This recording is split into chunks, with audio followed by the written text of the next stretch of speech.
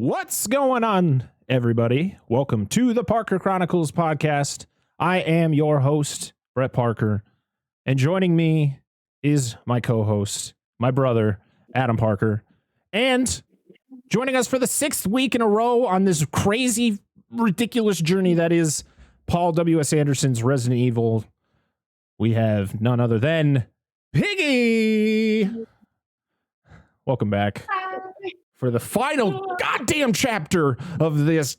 Oh, so good. Oh, God, it hurts. So great. Listen, These movies are perfect. I love them. They're so good. So good. Oh, my God. Yo, Nemesis, thanks for that 29-month resub. You said I had to be quiet, so I decided to interpret my opinions. Rudy dropping in that 16-month resub. Thank you so much. Welcome, everybody, to the show. We are here to talk about Resident Evil, the final chapter, the final film in the Paul W.S. Anderson Resident Evil debauchery. Wait, can I get a woo? It's the last one.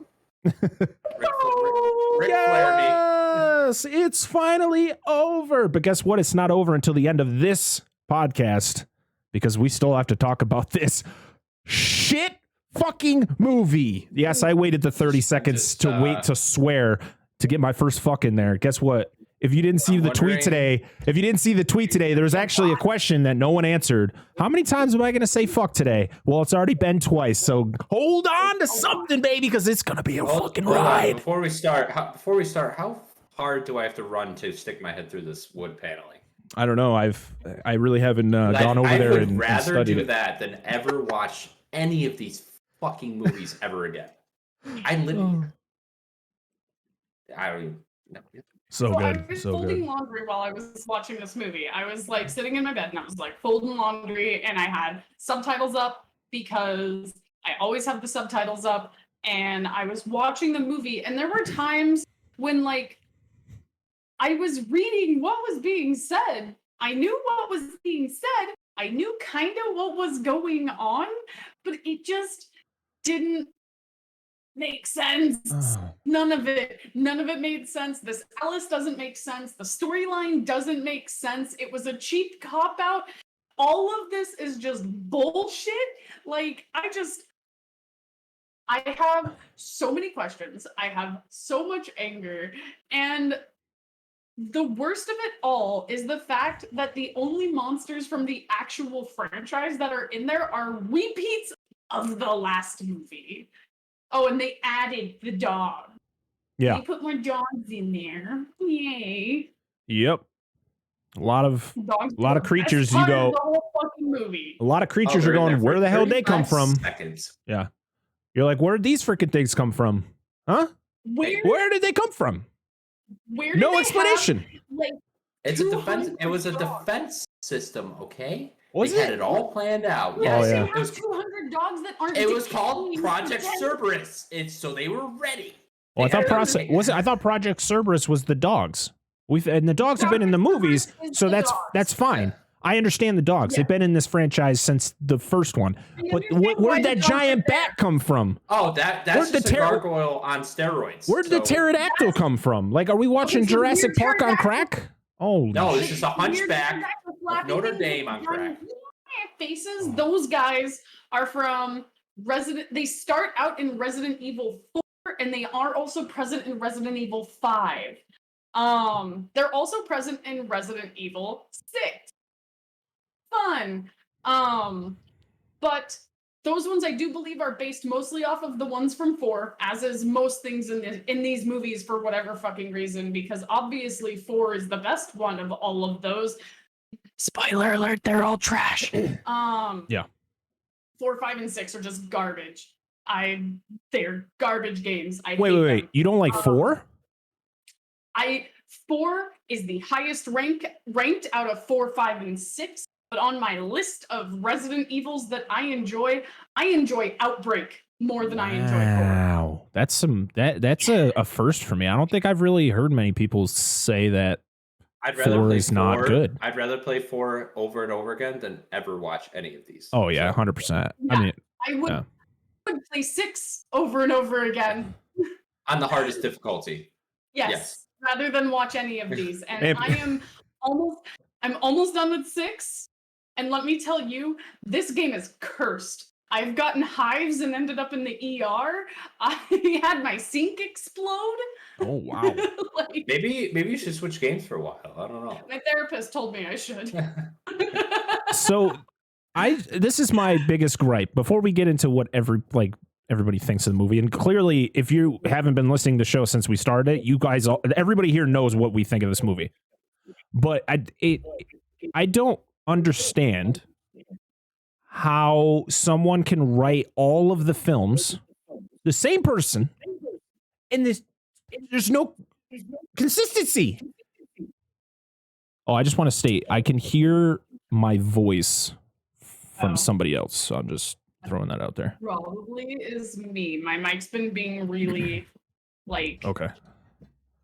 touchy, and it wants to let everybody hear everybody all the time, forever. It just makes no sense to me how the same person can write every movie, and it's just so inconsistent. There's just like, how do you erase stuff that happened in the prior film, or you just completely get rid of characters and don't explain to us what happened to them, or it's like this small explanation that's just so shitty. It's such a cop out. Oh, we couldn't get these actors to come back, so we just had to come up with some bullshit reason why they're not back. Listen, these movies are bad enough. Just recast them. Who cares? Seriously, find somebody else to play Chris Redfield. Because guess what? He isn't in this film. Oh, hey, what happened to the deaf daughter from the last film? Oh, she ain't there. Who else is missing? Oh, Jill's not there. Where's Leon? Where is everybody? That's dead. The thing, though, is they're dead because Isaac says one little thing, but it's such a cop-out and it's such bullshit. No, I agree, but it's so literally stupid. You find out they're dead over the dumbest reasons. Like, they're literally all dead, but yeah, they're like, we don't want to pay these people, so they're dead. God. They're literally just dead. It's something else. But we have Claire. Yay for Claire. Yeah, and her character was useless in this movie, as was literally every character in this movie.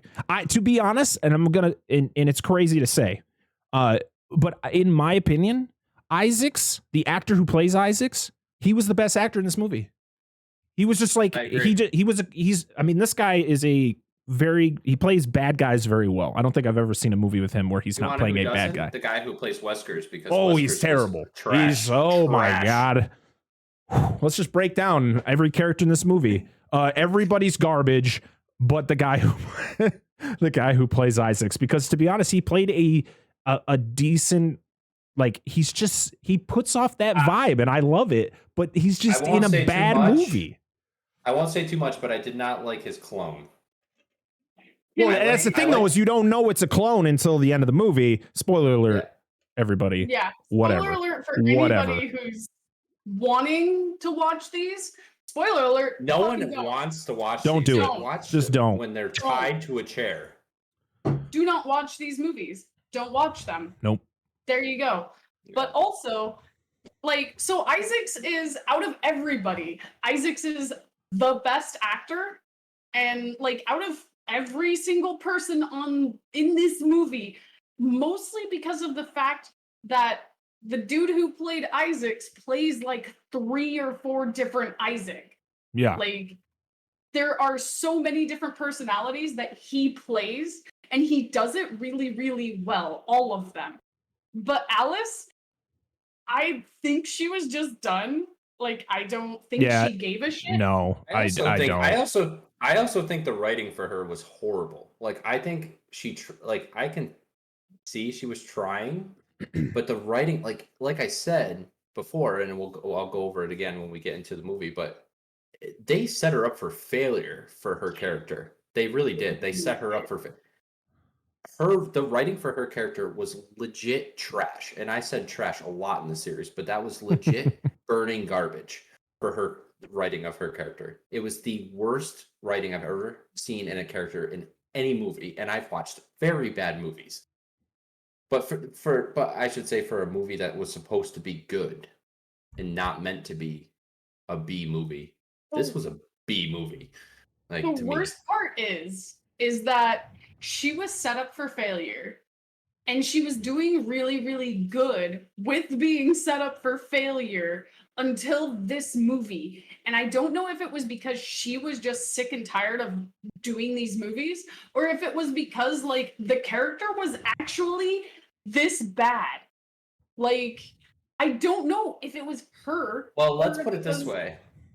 The character. Was Look it her at- husband or was it her?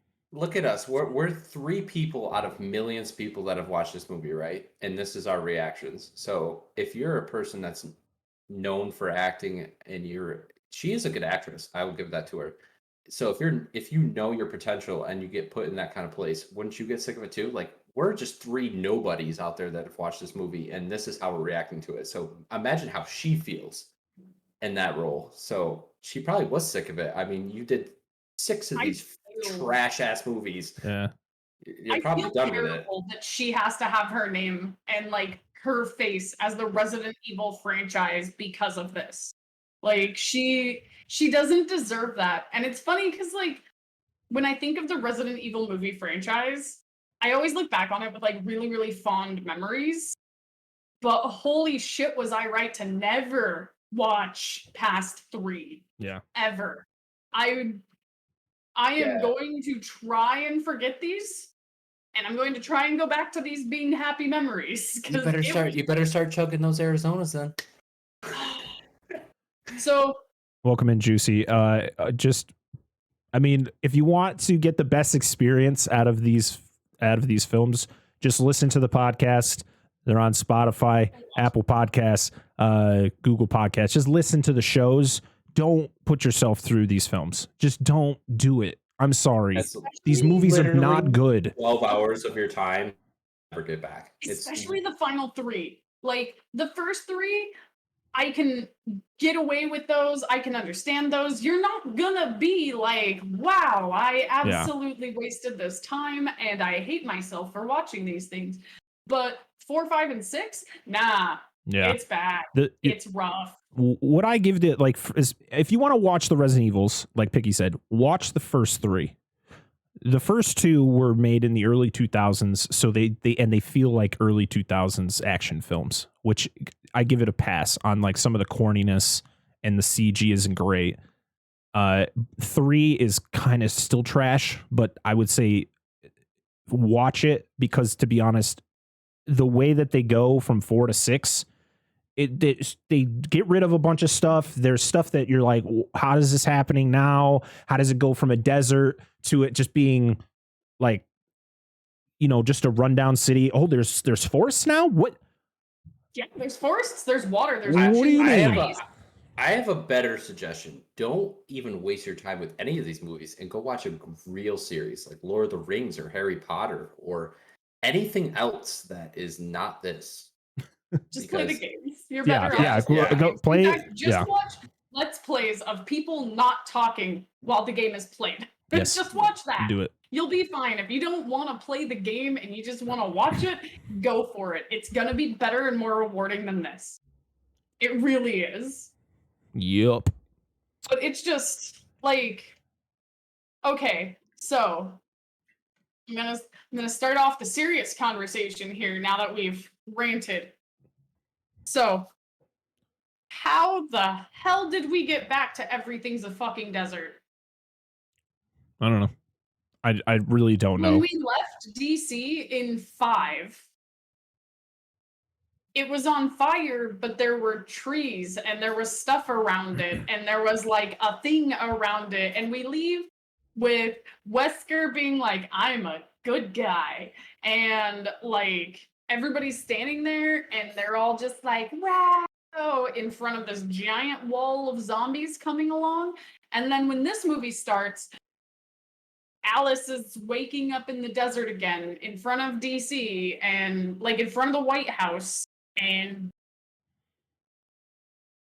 but the only thing I'll say is I think like some time has passed like a lot more than you think, because the way she's so desperate in the So beginning of she this said that film. 10 years in total has passed, so the first movie was the day of. Second movie was, I do believe, 3 months later. Then third movie was, I think, 6 months after that. No, the third movie was 5 years later. 5 years from the original film. Because the first one takes place in 2002, which was the release date release year of the first one. The second one was, you were right, it was like a few months later. And then the third one was 2012. Supposedly, yeah, it's 2012. But in actuality, this is 14 damn years after the original Resident Evil. That's when this movie came out. But it takes place in 2012.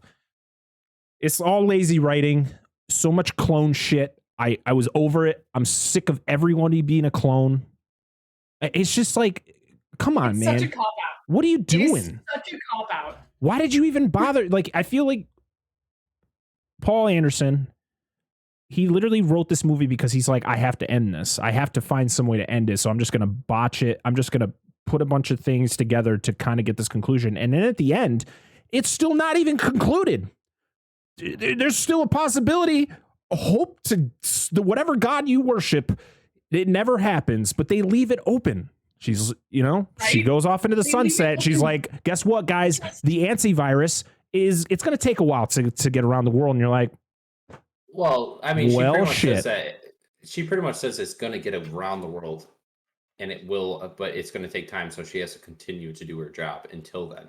Yeah, it's, oh God. I mean, I'm just happy it's over. Oh, so something that really irked me at the end was she was not very far away from where she broke the little glass thing. And like, they didn't even have like a mister. They were just like, boop, break it on the ground. And it's like, again, spoiler alert, this is the end of the movie. She breaks the freaking vaccine on the ground and it makes all the zombies just go to sleep. Yep. Like the horde of zombies. Yeah, but it was just as bad when it first started, because he literally breaks it on the floor and all of a sudden it's like... He breaks it on the floor, but people weren't turning into zombies like immediately. No. Like people were breathing it in, but what it eventually took was like after the initial people in the area where he broke it got infected, because those were the ones who inhaled the direct virus. Afterwards, it was just ever present in their body and it wasn't making them turn. What was making them turn was being attacked and physically dying, getting bitten, dying, getting the infection and stuff like that, which the infection from the zombie virus travels really fast. So it is very similar, but also at the same time, like I said, she wasn't very far away from where she broke it, and there's still these giant flying centipedes. Yeah. I have a crazy story that was on IMDb about a stunt woman for this film. Stunt woman Olivia Jackson was involved in a motorcycle crash during filming. The dangerous stunt involved her driving a motorcycle towards a camera mounted on a crane. While she wore no helmet, as the shot required her not to, the crane malfunctioned and didn't move out of the way in time. Noticing this, she tried and failed to block it with her arm. She received several serious life-threatening injuries, including a twisted spine, broken discs, brain bleeding, scattered scapula, nerves torn, leaking cerebral fluid, degloved face, which is when facial skin is ripped off to reveal muscle tissue and teeth, shattered eye socket, which had to be put together with tweezers, cheekbone, and stabbing her eardrum, fingers torn from her hand, an entire bone ripped out of her arm. Her left arm, which suffered these injuries, was injured so badly it had to be amputated. She was put into a medically induced coma for 17 days to perform all of the surgeries. Paul Anderson was so devastated by the accident that he nearly quit the project, while Mila visited Jackson in the hospital and brought her flowers. I don't know why you needed to add that. Jackson sued and won the production company for the workplace injuries, as she was initially only compensated $33,000 for the injuries. All of that happened to her. This woman nearly died. I mean, every single thing I just said is horrifying. That is from that's like something that happens in one of the Saw movies. Everything that just was said. And $33,000 would not even cover most of her hospital bill. No. Even if she had amazing insurance, that would not cover even half of that. That was probably over $1 million surgeries, I should say. Most definitely, maybe more. She literally had to be put back together. Like, that is insane. I remember actually hearing about this when the movie initially came out. I was like, oh, great, another one of these movies. And then I remember it was on like E! Or something where they talked about that. And I was like, damn, that is crazy. That's probably one of the most horrific stunt accidents I've ever heard of. And she lived, which is even crazier. That's tough.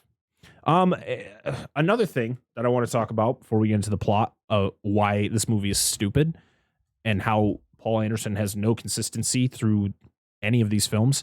So now the Red Queen is a different girl. Oh, and it's this person now instead of back in those in 2, it was Ashford's daughter that was modeled into the Red Queen. Oh, but now it's guess what, everybody? Spoiler alert, Alice is a clone. The OG Alice is a clone of the daughter of the guy who founded Umbrella. What? And we're finding out about this dude in the final movie? Which also happens to be the exact same plot line of Ashford in the first movie. It really is. When we go to they literally daughter and stuff like that, it is the exact same. It is the entire same storyline, just implanted onto another person, and they're like, "Surprise, bitches! It's actually Alice." I just don't understand. Did they just retcon? Are they retconning too? The same thing. We could have taken the same thing and taken the original actress that was the daughter of Ashford. We could have pulled her back in, and she could have been the original Alice. She could have done that. This could have been a thing that all tied it all back together, and we would have been like, "Wow, amazing!" But they didn't. What if? Okay, so I'm just trying to hold this on by like I don't even know anymore, like a zip tie. What if they made that story in the actual story to kind of distract Alice from knowing she's a clone? So what if that whole thing was just like a ploy for her to not find out the true story behind the Red Queen? Like, what if that was, you know what I'm saying? Like, maybe this whole story of Ashford was just like they told him that, okay, this is what it is, but it really wasn't, kind of thing. Are you insinuating that there was a clone of the actual storyline that went on? So we have just another clone. No. So what if Ashford's daughter? So many goddamn clones. What I'm saying is, what if Ashford's daughter was actually Alice, but he's just playing a decoy father? So he wasn't actually the father of this girl. It was actually the other guy. That would be interesting if they actually explaided any of that shit. If that was the actual thing. Yeah. It's crazy. You wrote a better screenplay in that 5 or 15-second explanation I of Paul W.S. did think of this during the movie. I said, what if, because I thought of that. What if Ashford was just a decoy? Because he didn't actually do anything. He was just this guy. He was literally just a programmer. He was IT for Umbrella, is what Ashford was. But Miles was the creator of the T virus. And wasn't he the founder of Umbrella? Yes. Yeah. Yes, he was. He was the co-founder with Isaacs, because Isaacs was the one, I think, who funded the research, whereas he was the one who did the research. Right. So I don't know. I think I'm onto something though. It was great. I would bet money that if you went to Paul W.S. Anderson and you brought that up and you were like, "Is this what you were really trying to do?" He would have been like, "Yeah." Yep. Definitely. Exactly what I And was he just thinking. would steal your idea. Listen, but if you really think about it, that's the only way it can make sense. Otherwise, this whole story was, I mean, it is trash, but it completely was kibosh because he fucked up his own writing. How do you do that?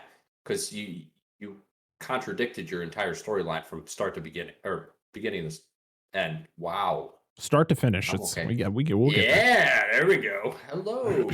No, that's the only way it makes sense. I mean, otherwise, this whole story of this movie is literally doesn't make any sense. So, Well, not that I care, because I really don't, because I thought they were all trash. But I mean, it's besides that. so Anyways, this should movie. we say how we feel about this movie? Should we go? Yeah. Let's let's do that. Yeah, let's do that. Piggy, what'd you think about this movie? I fucking hated it. I hated every second of it. It was the weirdest, just biggest fever dream that I've ever experienced in my life. I had no idea what was going on in any of the action scenes. Everything was shaking. It was like I was just like, I don't even know how to explain it. Like, I have these moments where my eyes just like shake and it's hard for me to focus on things. And that's what it felt like, but I was watching it. I was watching a movie that was filmed like this. And they did the thing where it's like I think it's an Old Spice commercial where it's like, look at me, now back to him, now back to me, now back to him, now back to me. I'm on a horse. That thing, like, that was every action scene where it was like, it was shaky and also like just back and forth and it wasn't even staying anywhere long enough for me to understand what was happening, what was going on. And I have so many questions. The tyrant that they had in the movie was not a tyrant from anything that I've seen, played, or heard of. It wasn't even related to anything. It kind of looked like they took the tyrant from Resident Evil 1 and just like kind of used fun parts of that. And they were like, yeah, that's fun. The giant teepees, sure. And they just put it on a thing. And like the whole time, like Alice couldn't figure out who the bad guy was. Meanwhile, at the end, she's like, I know who the bad guy was because you're still alive. And it's just like, why didn't you do this while everybody was still alive? So that way, like, maybe you could have lived. And the fact that they give you 5 minutes to become emotionally attached to any character and then immediately just kill everybody. I hated it. I hated everything. Adam? Oh, pile of shit. Everything about this movie was a pile of shit. The story was trash. Characters trash, except for one. I have to agree that human Isaacs was good. For me personally. It just like I thought maybe the action would keep me, and I had to watch this at my computer because I did not want to fall asleep. So I sat here like this and I just cringed and bled from the eyes, and I withstanded this torture. And this had to be the worst film of the series, and I can say that. Oh, I'm glad you said the series. I'm like, it's about to be not what? of all time. No, I mean, but of this series, this is garbage. Doesn't make any sense. It's just a bunch of crap heap just thrown into a trash pile, and he was like, money. Yep. Hopefully I make some. Oh, guess what? He did. Can I just say that you clean up really great for having blood out of your eyes not very long ago? Yeah, right? you know, I got like a little like I got like black eyes, but you know, the blood's gone. Cleaned up real good. Showered. Good. No, but it's bad. So how did you feel about this movie? This movie was fucking awful. This sucked so bad. I wanted it to end as it started. It's just so... There is not one thing in this movie where I was like, that's cool. Nope, it all sucks. Everything about it. There's not one redeeming factor. that made me go, you know what? That wasn't that bad. I got nauseous, no joke, in some of those action scenes because of the fact they're jump cutting 75 different times. I don't know what's happening. Why can't you just zoom out and show fight scenes? Why haven't you just watch good action movies and just copy that? The way you film that. Like, why are you cutting so much? The editing this is the worst editing of any of the films in this franchise. It's so bad. And there have been some bad editing in these films. This is the worst. Absolutely the worst. It's so bad. Alice sucks in this movie, and I've liked her throughout this franchise. Claire is useless. Isaacs, I like the actor who plays Isaacs. I think he did a good job for what he had. Wesker, absolutely useless in this franchise. Why was he even part of it? They in number 4, they made him out like he was going to be a big deal, and then he turned out not to be a big deal. Can I just say my favorite part of Wesker was the wig glue that you could see? Yeah. I loved it. Favorite part of the Oh my series. God. And I just don't understand how you set up the end of Retribution with that scene of them on the White House with all the zombies and all the creatures. And like, to be honest, I was like, okay, maybe this is, Wesker, I want to see where this goes. And then this movie opens to all of that shit happening already. And Alice is all by her lonesome in this like desolate apocalypse. And you're like, why would you set that up for this? This sucks. What? And she's getting chased by a giant bat thing. What the fuck is that? It's a gargoyle on steroids. It's stupid. I really want everyone to get that across. Oh. That's what I thought. I went when it first happened. I went, "Is that a gargoyle?" And then I saw the full thing, and I went, "On steroids." Yes, gargoyle on steroids. This movie's just so bad. It's just so bad. I actually fell asleep for about 5 minutes in the middle of this movie, and I woke up and I was terrified because I was like, how much of this did I miss? How much am I going to have to go back and rewatch? Because I missed like 5 minutes, and it was a stupid scene in the wind tunnel where fucking Ruby Rose, who I like her, she freaking gets sucked up in the wind turbine. You're like, you want to know how much I hated the series? I would rather sit down for 12 hours a day and torture myself with Crash Bandicoot time trial levels and have to get every diamond than ever watch any of these movies ever again. And if you know how hard it is to get any of that in Crash Bandicoot, that's how bad it is. That I can't do it. I would replay Resident Evil 6 driving trials rather than watch this entire series. I would rather just do those over and over and over again until the amount of time that all of these movies add up to than watch from 3 forward ever again. Ever. And the driving trials in Resident Evil 6 are absolutely hysterically bad. They are... You have never played a driving game worse than Resident Evil 6. Yep. You never have, and you never will. And it was just... I didn't even know you could drive in Resident Evil. That's how these games have gotten. And you want to know why? Fun fact that I found out about why Resident Evil 5 and 6 were so much more action-oriented, because they wanted to model themselves off the movies. So thank you, Paul W.S. Anderson, and your shitty-ass movies for ruining the goddamn games. Thanks, buddy. Thanks. That's why these are the most controversial games. These are the games in the Resident Evil series that actually divide and conquer Resident Evil fans. Because there's about 5% of fans that are just die-hard lovers of 5 or 6. And this is 5% collectively between the people who love 5 and 6. And they are just bad. They are bad. I have played so many games, and these are just bad. There is no way to say it's good. They are like Call of Duty with zombies, but like done so extremely poorly that it's unplayable. And that is a talent, to make a game that's so simplistic with just 2 players unplayable.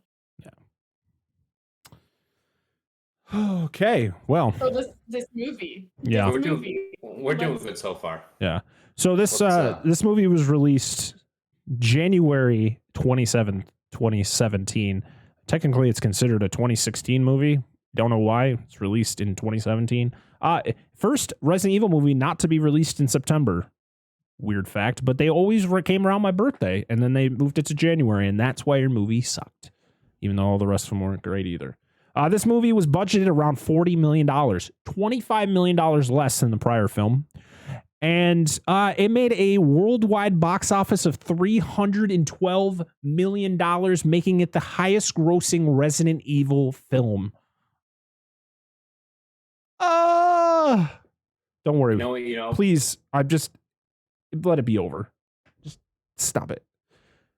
This is also the longest running Resident Evil movie in this franchise, running at 1 hour and 47 minutes. Too goddamn long. This movie was actually supposed to be released in 2014, but Mila Jovovich, I'm going to fuck up her name, even though I literally looked up how to say her name. Why? She was pregnant. She got pregnant before they started filming, and so they had to delay production, which means, Paul W.S. Anderson, maybe you should look over your script. You have 2 extra years. Look over your script. What happened? He didn't care. Oh, he made a lot of money. Yeah. Sorry, my Discord froze. You guys still hear me? Yeah. Okay, good. You were starting to lag. So, but yeah, we can hear you fine. Yay for whatever the hell the issue is. But yeah, this movie is supposed to come out in 2014, but couldn't because Mila got pregnant, and so it came out in 2017. Also, before I was talking about how there was a very severe accident on the set. Guess what? Also, there was another accident that happened during the filming of this movie. During filming in South Africa, an improperly secured Humvee slid off of a rotating platform, crushing crew member Ricardo Cornelius against a wall. He was rushed to the hospital and placed on life support, but he died a few hours later. It was the film's second on-set accident and the only fatal one, and the film is dedicated in his honor. I feel like if somebody has died on your set, you should probably just stop. Yeah. Like, just don't even make it. Just be like, we're done. We're not doing this. We're over this. 2 people, like, 1 person did die, a second person almost died, and they still kept making this. Wait, why? which one happened first? Because if the death it doesn't give me a time frame, but it was no, but I'm saying if the death happened first and then the other one, I mean, regardless actually how the timeline goes, I would just cancel. I'd be like, I'm done. Like, yeah. How many movies are made? Well, before pre-COVID, I should say. How many movies are made every year and you don't hear about horror stories like that? 2 on 1 movie. You're I'm not saying him himself, but your crew is doing something wrong. I mean, there's so many movies made, and yes, there is accidents in some movies, but 2 on 1 set that are that severe. I could say, like, someone might break an ankle or do something like that. That'll happen, but 2 they were near life-threatening. Yeah, life-threatening on 1 set. One became fatal and one was near fatal. Yeah. So I feel like you probably stop while you're ahead, while your crew is still, breathing. Yeah. It's almost like you're pushing it so hard that you just want the money. That's what it looks like to me. If you're pushing it that hard that you just, like you said, the box or the budget was $40 million, so you're undercutting your last movie and you're just pushing it that hard, and you killed 1 person. Well, he not intentionally, but 2 people, 1 died and 1 almost died, and you undercutted the movie. That seems like a money push to me. Like, well, that's the studio. So Paul Anderson doesn't. The directors don't really. They put out like hey, this is how much I would need to make the movie, and the studio is like, no, we're gonna give you this. So it's the studio that gives him the money. And to be honest, there's a lot. I mean, I can guarantee that there's a lot of studio bullshit behind the scenes of this whole franchise. Okay, so even without the money, though, if 2 of those things happen on you, yeah, it should just shut down production. Just stop. Like, I understand they're not in the movie. There's one was a stunt woman, and one was, I don't know what the other one was. Yeah, they were both. Cameraman or I don't. something. Yeah, it just said a crew. A person. cameraman or something, or crew person. Exactly what So he was. it's like they're, yeah, they might not be in the movie, but their lives matter, and you kind of just like went on without it. Like, okay, we dedicate. I'm sorry, but dedicating the movie to them doesn't mean shit in the end, because your crew let this mistake happen in the beginning of it. So I dislike this movie even more now, Yeah, knowing right, that yeah. one person died and one person almost died and ended up losing their arm and had a bunch of reconstructive surgery due to problems on the set. Like, the fact that these things happen, I now hate this even more. yeah, that turns it pretty sour. Yeah, it's just not a good sign. And then the way that this movie turned out just put a terrible. They didn't put the cap on, secure enough, No, and see, it shits just leaks everywhere. you're literally like not even against the movie, but you're dedicating a horrible movie to this guy or whoever it is. So it's not even like a good dedication. Like, oh, I dedicate this, half-assed movie that I put together for you. Thank you for Yeah. your, being my cameraman or whatever he was. I don't know. That's a bad taste in my mouth. That's all I know. All right. So in the beginning of this movie, before we get into the plot, and I'll talk about it again. In the beginning of this movie, it opens just the dumbest opening ever, especially when we saw how the last one ended. Here's the explanation of everything. Okay, so the film takes place 3 weeks after the end of Retribution, despite being released 4 years later. It's never revealed what became of Jill Valentine, Ada Wong, Leon Kennedy, and Becky, who all survived the previous movie but are absent in this one. So it is implied that they all died off screen during the Battle of the White House. And I guess if you read the novelization of this movie, it puts it into better detail of how everything went down. But no, who the fuck is reading the novelization of this stupid ass movie? In reality, the girl who played Becky, she didn't return because she outgrew her role. The actress who played Ada Wong, Bingbing Lee, she had other commitments, which I'm trying to think. This might have been when Transformers 5 came out. She was in that. And Gilroy wasn't even asked. So there you go. 3 weeks and it turned into that. Okay. Also, the reason why Claire Redfield wasn't in Retribution was because Ali Larder was pregnant. So there you go. Another cool thing that one cool thing, I guess, to say that came from this movie. So Megan Carpenter, I don't know if that's how you pronounce her last name. The last girl to play the Red Queen. She outgrew the role of the Red Queen from Retribution. She was recast by the real life daughter of Mila Jovovich and Paul W.S. Anderson, Ever Anderson. So that's why the Red Queen and this daughter looked exactly like Mila, because it's her daughter in real life. So cool, I guess. And she has a British accent because her father, Paul W.S. Anderson, is from the UK. And so I think all their kids have the accent. So that's why it was very confusing that she had an accent and Alice doesn't. And the 2 Milas didn't. Yeah. Even the girl that she's modeled after doesn't have the the woman. But yeah, it's because it was her first ever film role. And are you going to ask this girl like, hey, we need you to have an American accent in your first ever movie? No, they're just going to have her talk. But that was one cool thing, I guess, that I noticed in the trivia. Which I was like, damn, they really found they found a girl who literally looks identical to me. Oh, well, there you go. That's why. Oh my God.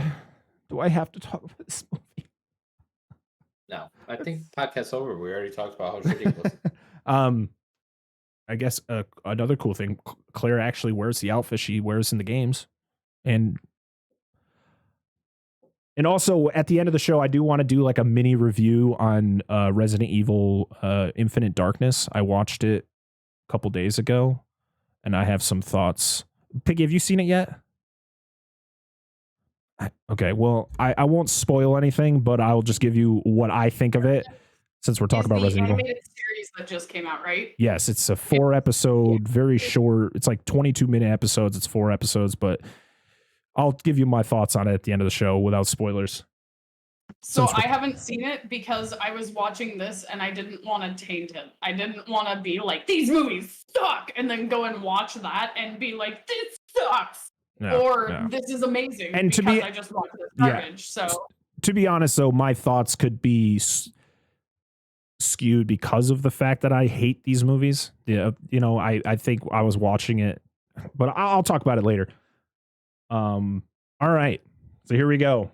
The plot of Resident Evil, the final chapter. Oh boy, and guess what? Can't have a Resident Evil movie start without an Alice voiceover explaining, pretty much how the T-Virus and Umbrella came to be.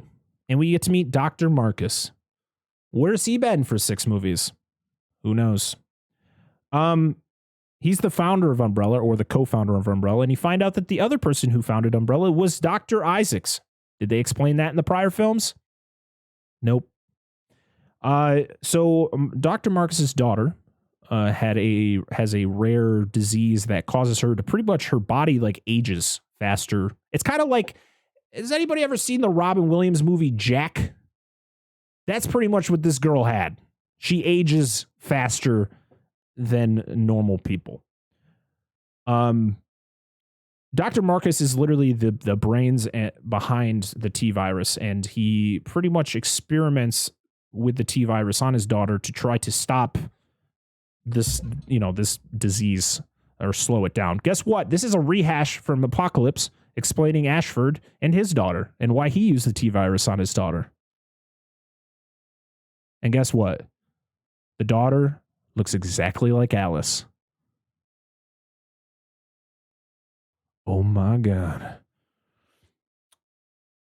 So they explain how Marcus uses the T-Virus on his daughter. She's getting better. She's, and all that fun stuff. But then we go to like a skylift. Is that what they're called? I can't remember. Yeah. And we see a bunch of people looking out the window and everything. And then this kid starts coughing and he collapses on the floor. Somebody goes to help him and he turns into a zombie. And that little boy is patient 0 for all of this shit. And I hate the fact that we've turned around from Raccoon City being the actual epicenter to being so this happened somewhere else, but we stopped it. Yeah. And we fixed that. But Raccoon City still happened. Yeah, exactly. It's ridiculous. So we go back to Marcus's really cool office that views the ocean. I'm like, man, I wish I had money to buy a house like that.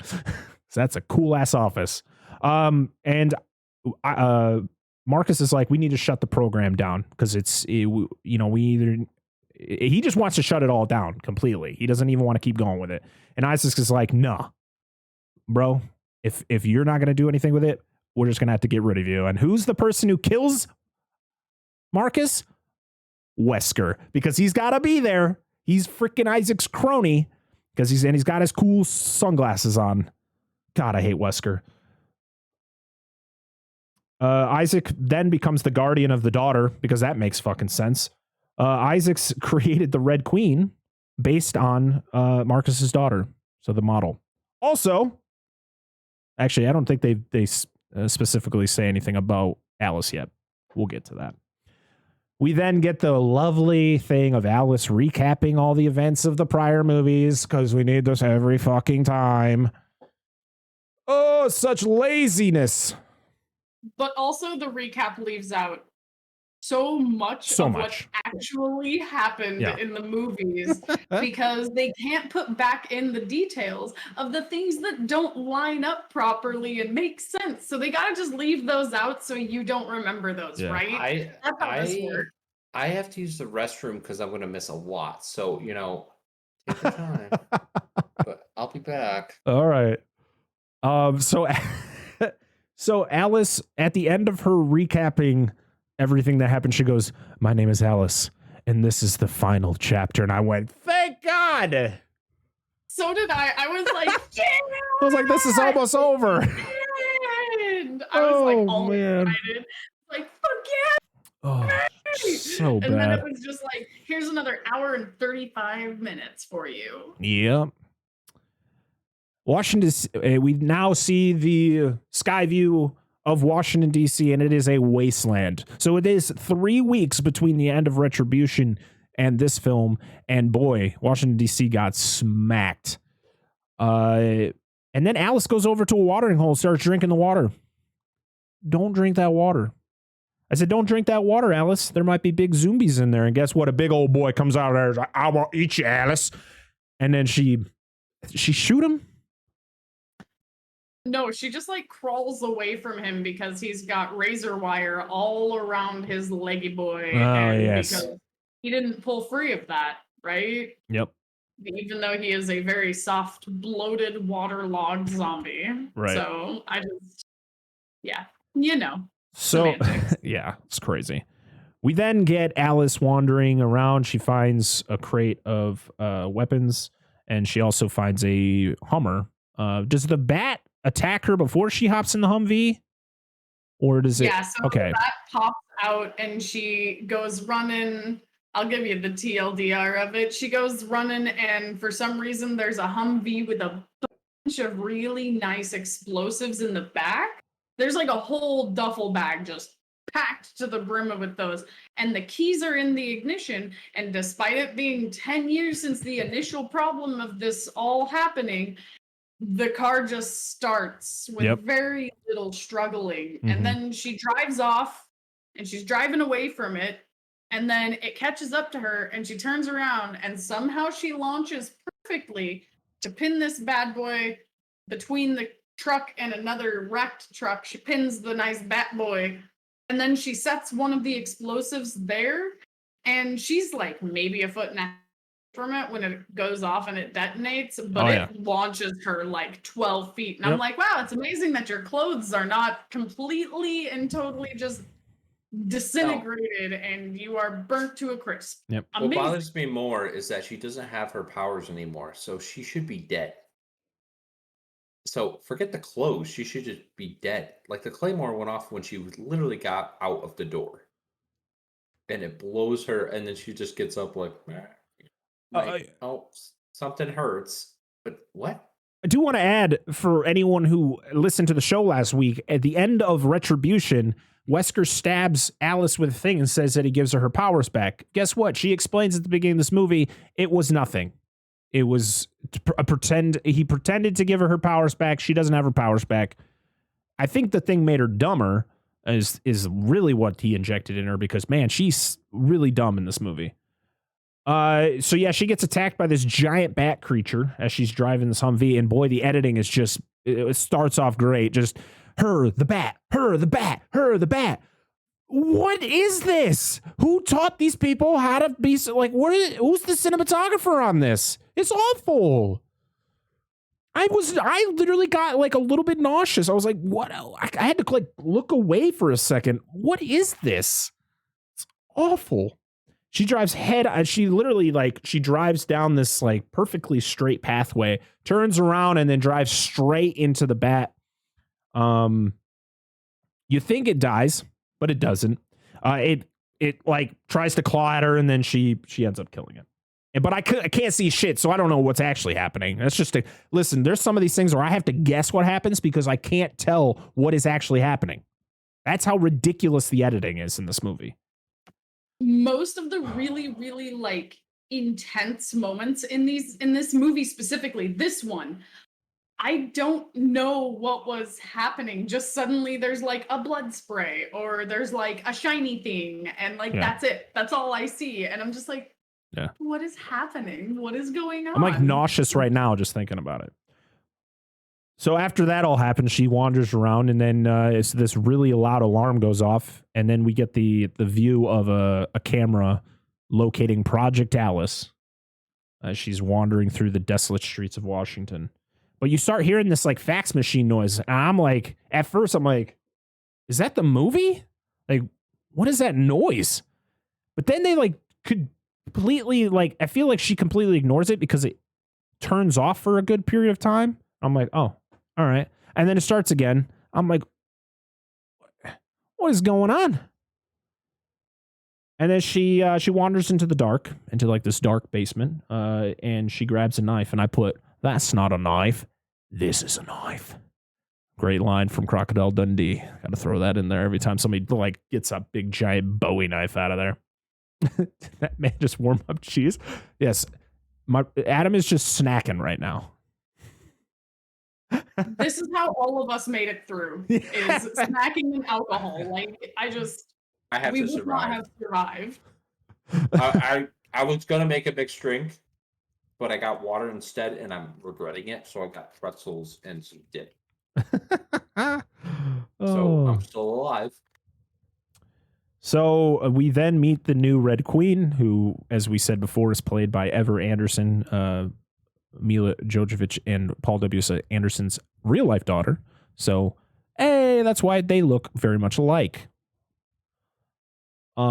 She wants Alice to destroy her. There's only 4,000 humans left on the Earth.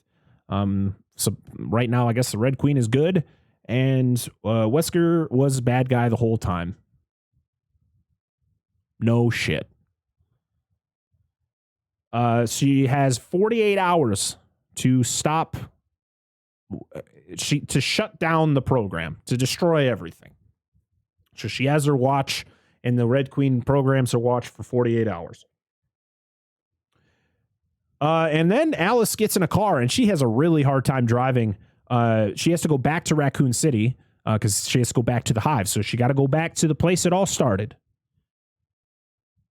But she is not having a good time driving. She crashes her car. She fucks herself up.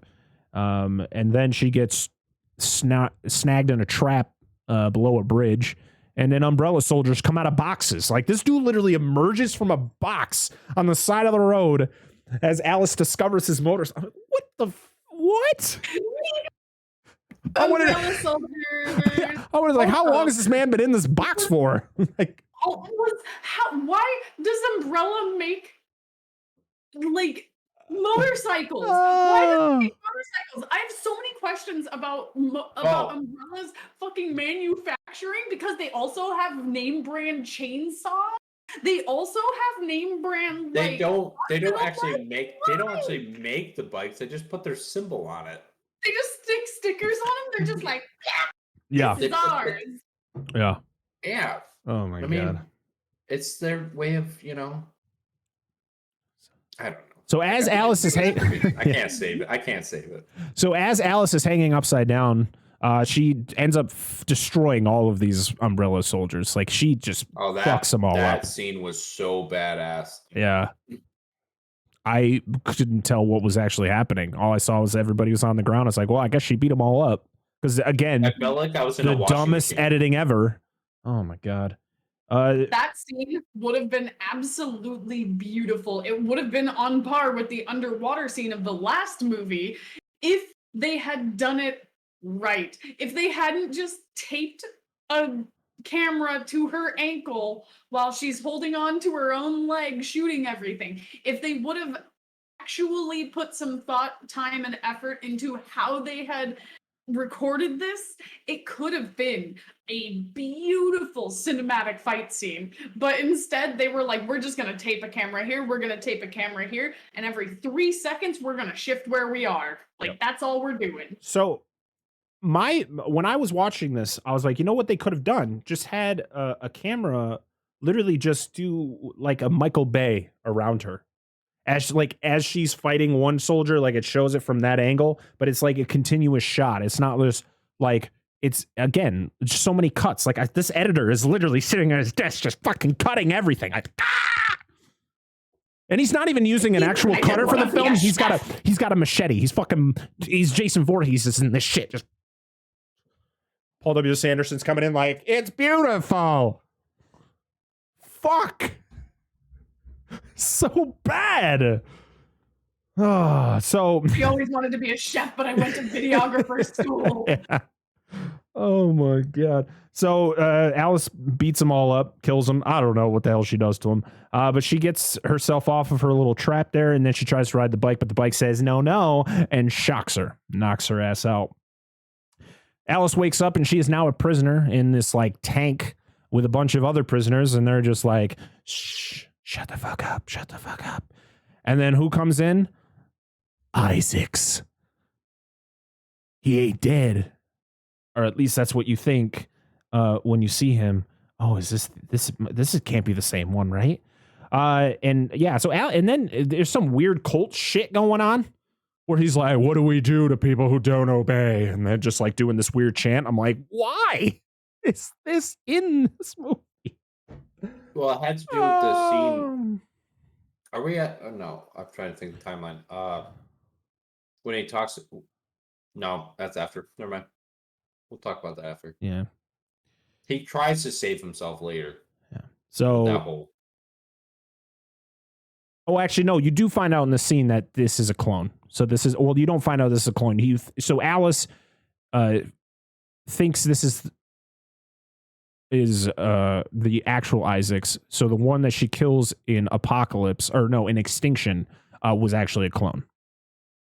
It's just more clone crap. Everybody's a clone in these movies. Who's a real person? I don't know. There's so many clones. These movies these movies literally should just have been called clones.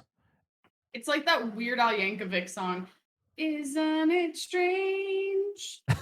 Feel like I'm looking in a mirror. Everybody's a clone. I think I'm a clone now. Everybody's a clone. Yep. Everybody. You see someone, they're a clone. Yep. Claire, she's a clone. Yep. Jill, she's a clone. She's not even in this movie. Nope. Rain, not even in this movie either, but you know what? She's a clone. I mean, there were clones of her in the last one, so I guess you're right. So after all of this, Alice then gets thrown behind. She gets tied up on her wrists. She gets thrown in the back of the tank and pretty much dragged along. And guess what? There's a few not a few zombies. There is literally the population of New York City following behind her right now. Holy shit. Alice then gets loose and she beats the shit out of the guys standing on top of the tank.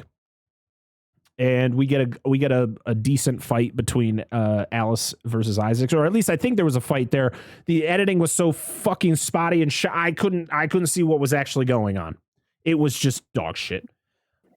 Alice, she takes round one as she cuts Isaac's hand off and then hops on a bike and says bye. Okay, I want to comment. Like, the real Isaac could be dead. She had a knife to his throat. And then instead of just killing him, she goes, I need your hand for the bike. Sorry. Yeah. I need a hand for this. So the thing that got me with this whole fight scene, outside of her just not murdering the real Isaacs, is so she's running behind these tanks and they're going like, it looks like it's maybe 10 to 12 miles an hour max. Yeah. And which is faster than the average person can run for a prolonged period of time. So that makes sense. But the zombies are like stuck behind the tank. As soon as she gets up on top of the tank, the zombies are all along both sides of the tanks. Like they catch up and they surpass. Yeah. They overtake the tanks. And that's how she kills like half of the people that she's fighting, is like she pushes them off and she's like, have fun. Down there.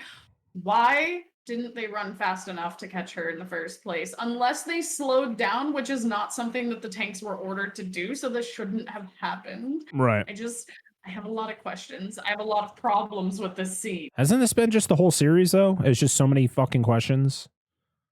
It's just unreal. Nothing has ever been answered at any of these any of these movies have not answered a single thing in anything. So Isaacs gets pulled back into the tank, and he's in pain. Wesker is actually in the hive right now, and he tells the Red Queen, lock her down. Lock her down.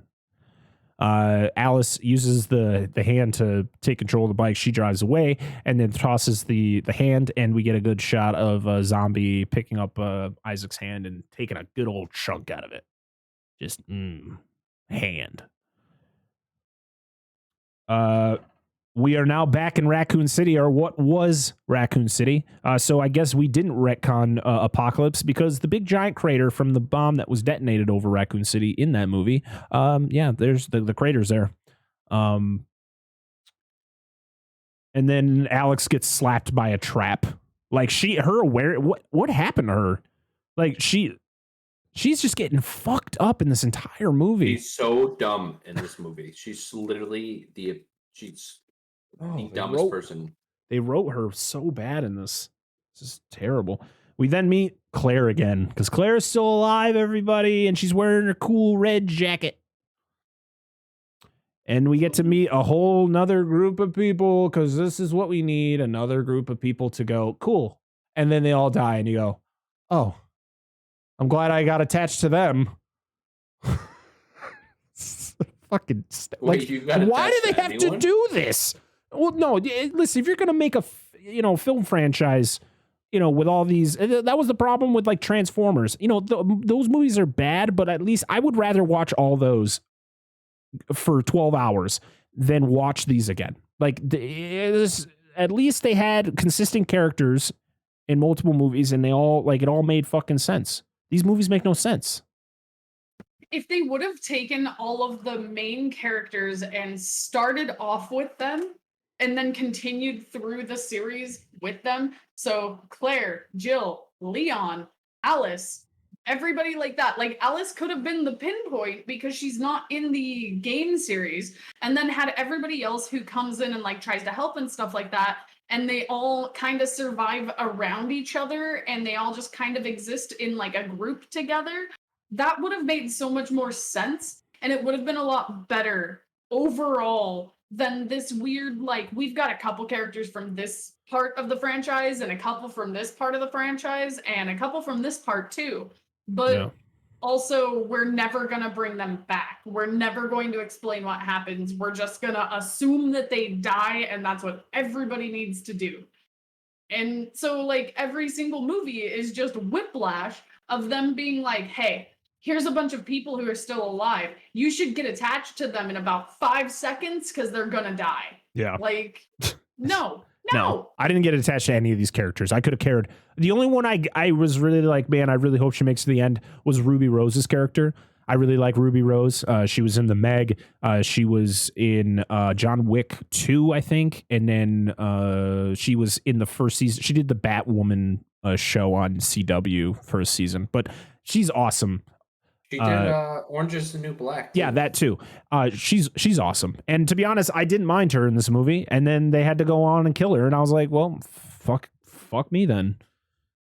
Can I ask what happened before she died? Because all I saw was the fan and like a bunch of blood everywhere. So and the fan it didn't explain who died. It was just like the fan turned on. It was really strong, and Alice was holding on to her, and she lost the grip, and then she just flew into the fan. And then they had the backpack. Yeah. But who died before her? Because there was a guy, I think, who was like trying to hold on, and then like it showed something falling into the fan, and then there was like blood dripping around the sides, and then the whole thing with Ruby Rose happened, which was, I hated that because I actually wanted Ruby Rose to like, I think survive. She was the one who was the only one died in the fan. The other guy died beforehand at the barricades. Oh, okay. Because she was the reason, because she hits the fan, and literally the fan turned off like 5 seconds later, and then you see like chunks of meat and the blood dripping from the blades. Something does get sucked into the fan before her, but it's not a human. It was like it was some item. Oh, okay. I thought it was a person because I feel like it showed blood at that point in time, and I was just like, But who died? Because the other dude, like the main dude who was like, so I misjudged you, blow me, like that hard ass, he died from the dogs. Yeah. And then if they had made Ruby Rose the bad guy in all of this, I would have liked that a lot more than the doc. Because the doc, like, you don't hang out with him. He immediately is hella suspicious and like just he survives right when they kill everybody else. So it's just like could have made Ruby Rose where you made her like the most likable character and you made her matter to everybody. It would have been better if like during that whole fan thing, Ruby Rose lived and Doc was the one who fell in there. Yeah, right. Just like, oh no, no, not the can't kill him. So Doc helps Alice after her little accident with the weird trap thing they had. Convinces Claire to go to the hive to release, or Alice convinces Claire to go to the hive to release this airborne antivirus that the Red Queen was talking about. That's when we meet Ruby Rose. She's like the mechanic of the whole thing.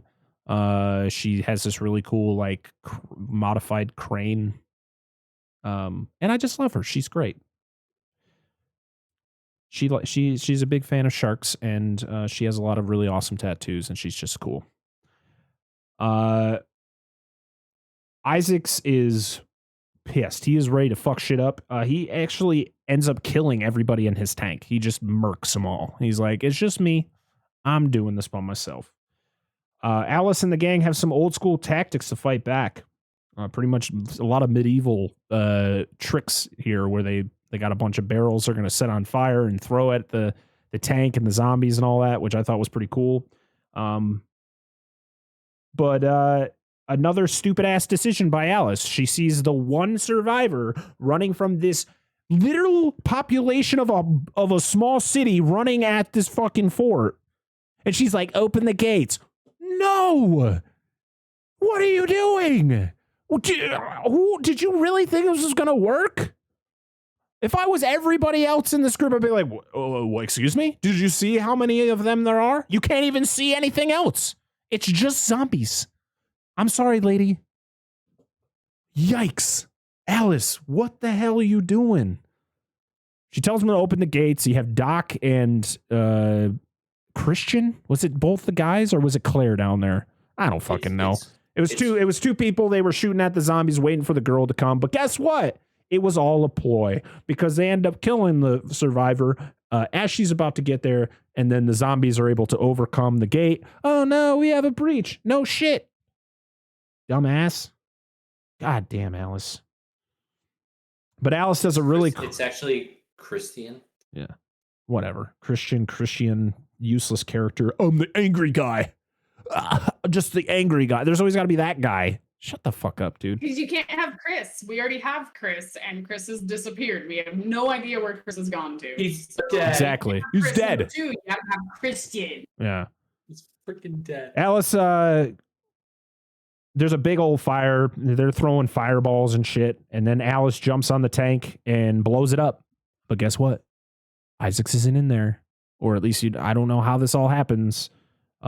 She gets her ass whooped by so there's one other guy. It was like a computer. He was the guy who was driving the tank, right? When Isaac's in the tank, he only kills one guy. He only kills the guy that says that his orders are not. He keeps the other guy that gives him the water, and he keeps the Asian guy. I don't know his name. I don't even think he had a name. They never say his name because I was like, what was his name? And because they never say it. When she goes down to the tank, she kills the first guy with the shotgun, and then the Asian guy starts attacking her. Yeah. And he whoops her ass until she gets into a position where she can take her shotgun out and she blasts him. And then like, you might be fast, but you're not that smart. Yeah. But he's still alive, and they end up strapping him to the back of the tank and doing the same thing that they did to Alice before, but he gets overrun by the zombies and gets eaten. But none of the zombies came and like attacked them while they're standing in this giant group, but literally 10 feet in front of them when they're dragging the dude, they come running after him. Yeah, I thought that was weird that they're like, there's the guy comes out, he's screaming, he's like, there's too many of them still here. And you're like, where? I don't hear anything. And then, of course, when the tank starts driving with him, they're like, it's like, oh. And they all just stand there and like have a casual conversation too. They're like, fun for you. Yep. And he's just like running, looking at them because all the zombies are coming. And it's like they were less than like 10 feet away from you. And you guys are just standing there, just totally kosher with all of this. Sure. Oh, Lord. Okay. I do Makes have to sense. say, the only scene I thought was pretty cool in this entire film was the gasoline scene where she pours all the gasoline in the hole and she just starts throwing torches and all the fire's just kind of going down as a trail at first and then it ignites all of them. I thought that scene was actually, I think out of everything, that was the only thing I thought was pretty cool. Yeah, it's cool when you can actually see something, you know? Yeah, I really liked that until the explosions started happening and they started doing the jumping around thing again because one, gasoline doesn't explode. Two, like you're just pouring gasoline on everybody. It would come down like almost like a lava. And they didn't do that. Instead, they were like, here's all these explosions. And it's just like the lava would have been cooler and you wouldn't have had to jump around a bunch. So after all this, after it all ends, Alice needs to go to the hive. She only has a certain number of time. Didn't really see how much time there was. But everybody's like, I'm in, I'm going. And she's like, all right, let's go. Usually in that situation, there's always like, I'm going to go. And they're like, no, you need to stay here. But I'm glad they're like, yeah, everyone can come. Let's just all go. Wesker's just chilling in the hive in this like really fancy control room. And he says to release, is it Operation Cerberus or is it Project Cerberus? I think it's Project Cerberus because that is kind of like what it was called back then too. Like in the games, it was Project Cerberus when they were like messing with all the dogs, but the dogs were not the end result in the Project Cerberus. Yeah. So he says that, and I immediately know, oh, the dogs are back. Yay. Oh, but I don't like these ones because they literally are all CG. There is no practical with these dogs. That's all CG. The only reason I think they look okay is because it's dark. So you really couldn't like be like, oh man, that looks really bad. Like it was dark. So they weren't terrible looking, but it was still, I don't know. I like the practicality of like the other films that had dogs in it. They had used real dogs and then they added a little bit of CG, especially with like the ones from 4 where they had to have the weird, their fucking body splits in half as they attack you. So the editing is just terrible in the scene as the dogs are attacking the group. And guess what? Christian dies, and oh no. The Red Queen then shows the remainder of the group flashbacks to when Isaac persuades the Umbrella Board to let him start the apocalypse on his own terms. Literally in the board meeting, it's just like, let's just start a freaking, an outbreak. Let's do it on purpose. Kill everybody. Yeah. And everybody's like, that sounds like a dope idea, right. Isaacs. Let's talk about it. Yeah. And then you hear a voice, the woman at the front of the table there. You hear her voice. You can't really pick out who it is. I had an idea of who it was, but I was like, oh, I just don't care, to be honest. And then they make it to this tunnel where there's this big giant wind. There's a big giant fan just chilling there. And Wesker turns it on. As he's about to turn on, though, they're trying to get through it. And you get a really cool scene where everyone gets through, but like Ruby Rose's character, which I can't remember what her character's name was in it. She's trying to get through it. And Alice does a really cool way of like, she like grabs her and like throws her out and then like barely like escapes the blade as it's spinning. But then 5 seconds later, Ruby Rose dies because Wesker goes, turn the blades the opposite direction. So pretty much it turns it so that the fan sucks anything in, and then Ruby Rose dies. And that whole rescue scene was pointless. Oh, this is when we see the tank. Isaacs is in another tank. and he shoots everybody in the thing. It's literally bodies everywhere, and it's just him sitting at the control panel, fucking eating nuts or something. I don't know. I actually I was just typing to one of my friends because like I had nothing else. I don't know where else to go with this, and I was like, get ready for a rant. And I was like, why is Isaac eating snacks? Where did he get the fucking candy from? Right? Like, what is happening? They have snack packs in the tanks. They got to eat. Apparently, God. but it's been 10 years. 10 years. Most things have a shelf life that are less than 10 years. Where did he get the snacks? In the beginning of the film, she was drinking water that this freaking bloater was swimming in. So, I mean, Yeah. right? We then see Alice, Claire, and the gang venture into some vents, but these aren't normal vents. These are a creation of fucking Jigsaw. As literally panels of this vent start collapsing, the first guy falls in it. He gets hung over a giant pit of whatever it was, and he gets his fingers chopped off as the vent closes, and he falls to his death. Then we see Alice fall into one, and she falls into Leatherface's lair. Literally, it looks like a scene from Texas Chainsaw Massacre. There's bodies hanging everywhere. There's a workbench. And then you meet... What? Falls in with Razor, right? Is that his name? Razor? Yeah, and then Razor falls in after. And then you meet these weird, whatever the hell these things are. What the fuck? What were these? That it is some form of tyrant. Okay. But it is not they any look tyrant terrible. that comes from anything else. She just says that it's a BOW. And it's like, yeah, because all these people know exactly what a BOW is. Right. They don't know it's a biological like warfare. It's a biological organic weapon is what BOW stands for. Yeah. And it's just like, these people don't know what that stands for. Yeah. They don't know what you're talking about. And also, we have no idea what the hell this monster even is because it's just got giant teefuses. It's like if the Nemesis and then also a liquor and then on top of it, like the original Tyrant, all just had a nice little baby. And it was just weird. It was really weird because it still has eyes. I don't even know what I was... Oh, they kind of remind me of the like tar monsters from Resident Evil 7, the ones that you find in the basement. No, it kind of reminded me of those. They just were faster.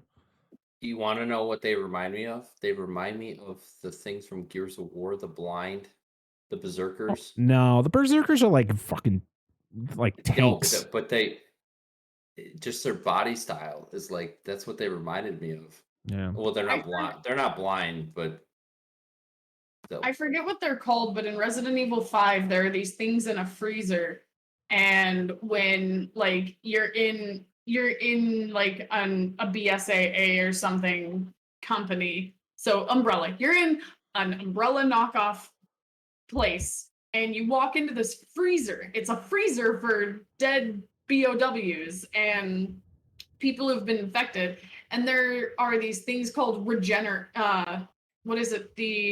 regenerators, I think is just what they're called. And when you shoot them, they're like these big hulky things that look like they're made out of a bunch of vines. They look very similar to the things from 7, but they're more meaty. But when you shoot them, they just kind of like fall apart and then like clamber back together and then will fight you again, and they don't die. So that's what I think this was supposed to kind of be reminiscent of, but rather than actually make it a real opponent, they were like, oh, it's gonna die. It's fine. You can just take its head off and it'll be okay. Yeah. Like, so Alice... Oh, sorry. Go ahead. Oh, no. You want to know what I think? I think if they made these movies, and I know the games were rated M, all of them, right? Yeah. I think if they made these movies more dark and more adult, I think like... But they are. Like they had that opportunity. No, but I think they made them way too like corny and like trying to match the games too much. Where if they just went a little darker and like eerie and adult like, I think they would have been way more successful. I think the whole trying to match the games too much and being a little too try to match the games. What games? 5 and 6? Well, I'm just saying, like, the horrible outfits of Jill, just trying to be stupid, corny, this stupid, corny shit that it kind of like ruins stories. I don't know. I think there's certain games to movie franchises where they kind of don't even try to match the game at all. They just kind of take the characters, but they make their own story off of it. I feel like those are way more successful. Like look at for example, the Witcher show. I mean, it has to do with the game, but not really. And they made this own story, and it was successful.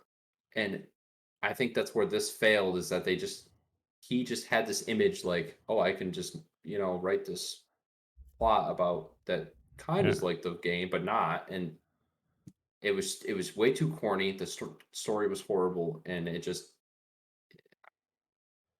a lot of this is a person who has never played the Resident Evil games, who has never even watched somebody else play the Resident Evil games, who has never seen what they were all about. He just never played them.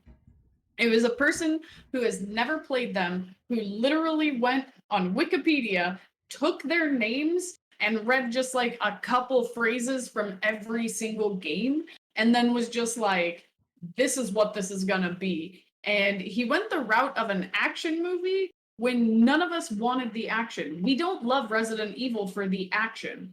There are people who will like these movies for the action specifically, and there are people who like the action part of the games, but no one, if you go to the vast majority of us, we want the horror. We want the scariness. We want to have that anxiety back where you're just like, what is around that next corner? That's what we want. That's what we loved. That's what made us fall in love with this franchise in the first place. And instead, he's like, it's an action movie. When he had so much material to turn this into a horror game movie without having to follow the movies, without having to follow the games perfectly. Like, you don't have to do that, especially with a totally different character like Alice. You could just make up shit that, as long as you know the basics of the storyline of what happened, you would have been fine. And this movie, if they had gone the horror route and tried to make this scary rather than being like pew, pew, pew, pew, pew, pew, the whole time, it would have been a good movie. But it wasn't. It was just garbage. When I rewatched these movies, the first thing I thought about was, not saying that it's a phenomenal movie, but the Silent Hill series. When the first time I ever watched Silent Hill, the first one, I was terrified. I mean, the way that the eeriness of that, if they did that with Resident Evil, just brought that eeriness, that Silent Hill movie when I was pretty young. The first one. We're talking about the first one. Yeah. That's what I said. The first one was, it scared the shit out of me. And if they just did that, but that's what it was meant to be. If you play a Silent Hill game, you don't go, oh, this is action packed, and this. No, it's meant to be scary. Right. And I'm currently playing Silent Hill 2, and 90% of it's just a walking simulator. Yeah. But it's the fear of not knowing what's around that corner. It's the fear of hearing the static from your little radio and not knowing what is actually over there. Is it Pyramid Head? Is it a mannequin? Is it a nurse? Or is it something that you've never seen before? You don't know. And they keep you on your toes with all of that, which they did in this movie. They kept that anxiety. They kept that little bit of fear. They kept you wondering kind of what's around the next corner. But they also left it open to having the action. Yeah. And then Resident Evil 4 did moderately decent, and everything just went to shit. They were just like, everybody wants action. Yep. Call of Duty's doing great. They want action. Resident Evil 4 did pretty good. They want action. They want the action. And so they just threw everything else out the window. And it's just like, we don't like this. We don't like this. None of us like this. No. So this tyrant, or whatever the hell this thing is, it kills Razor, and Alice does a cool little chain whippy thing and ends up killing the creature with it. But you can't really tell because the editing and the jump cuts are just absolutely terrible. There's 24 minutes left until everything goes to shit, and hopefully it's the end of this goddamn movie. Isaac's doing some really reckless driving as he's trying to get to the hive with his big giant horde of zombies behind him, but he doesn't give a fuck. He's going down this big giant crater. Like he's just going nuts. We then end up seeing the laser room again, but it is not being kept up. It's very dirty. We then go down an elevator or something into the Senate room from Star Wars the prequels. Literally, it's what it looked like. It was literally this platform in the middle of a room with all the cryo chambers that all the rich people are in, and I'm like, damn, this is literally like they just reskinned the Senate room from the prequel movies. Oh. So we then find out that the Isaacs that we've seen, the Isaac that we have seen throughout this movie is a clone. We meet the real Isaac as he is woken up by Wesker. Yay! Wait, isn't that the clone? No, Wesker wakes up the real Isaacs from his cryo chamber, because his cryo chamber was in that room. It was him, and I believe probably the CEO, the woman, who we'll find out who that is in a bit. That's who were in that room, because they were the CEOs of the company. They were in that special room where everybody else was in that big giant white room. No, but there's a scene where she's thinking about the table and he says that, like, I'm the clone, or something about it being a clone. No, that's a little further forward, and that's where he explains that, like, yeah, he's the real Wesker, and there are several clones that think that they're the real Wesker because that's the point of everything. But also, he's had some upgrades. The real Weskers had some no, not Wesker. Sorry. Isaac. He is the real one because he's the one who's had the upgrades, whereas the rest of them are just normies. Yeah, so you really don't know who the hell, like, it's just stupid. Claire was she fell through the vent and fell into like this weird creepy like glass cage. Sorry, we didn't mention that. Sauce. Yeah, exactly. She escapes that. Alice and Doc, who are together going, they meet the real Isaacs, or what you think is the real Isaacs, and then you find out Doc's a bad guy. Cause okay, thanks. Isaacs has powers. He's really fast. So there's a scene where literally Alice is in her head trying to calculate different ways she could kill Isaacs. But Isaacs is like, nah, you ain't even going to reach that letter opener. And then it shows him going through the same situations, but him killing Alice. And you're like, oh, shit. Not really. But that's probably the reaction you should have had when you watch this movie. But instead, you're like, how much time is left? You then find out that the original Alice, so the Alice that you've been with this entire franchise, she is a clone of the daughter of Marcus, Alicia Marcus, who, so she hasn't been getting injected with the T virus anymore, so she is now an old lady, but she's not an old lady. I don't know how old she is. Doesn't really explain that. Like she might be 50, but also the fact is like, they said that for her to keep living, she had to be injected with the virus.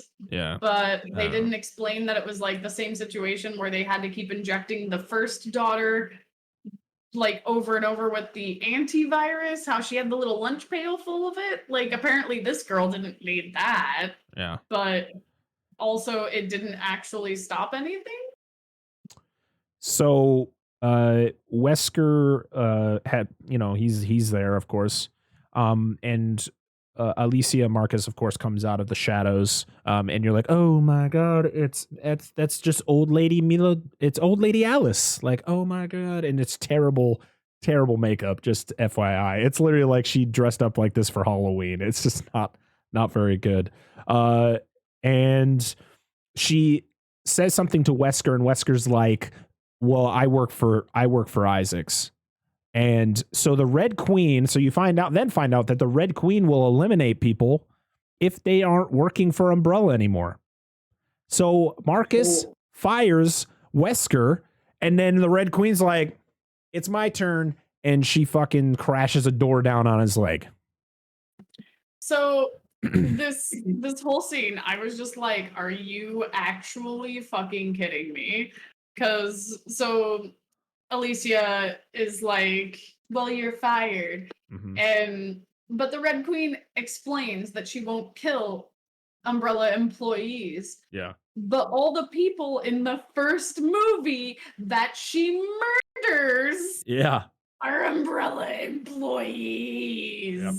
The whole first movie recap is now just completely forgotten, and she murdered every single Umbrella employee, including the ones that were coming from Stars all the way down, which Stars was employed by Umbrella, so technically they were employees. And she murders everybody. Everybody. Yeah. The only person she doesn't murder is Alice, who isn't an employee. Yeah. It's I just stupid. Claire kills Doc. So we didn't mention this before, but Claire and Doc were in a relationship. But Doc then turns out to be a bad guy. Then everything turns, all the tables get turned there. And then Claire's like, fuck you. And she kills Doc. And then is it Alice that gives Wesker the grenades?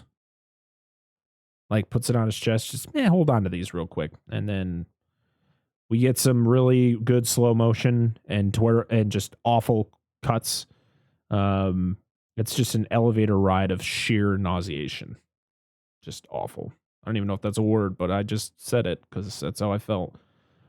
We then get the fight between Isaacs and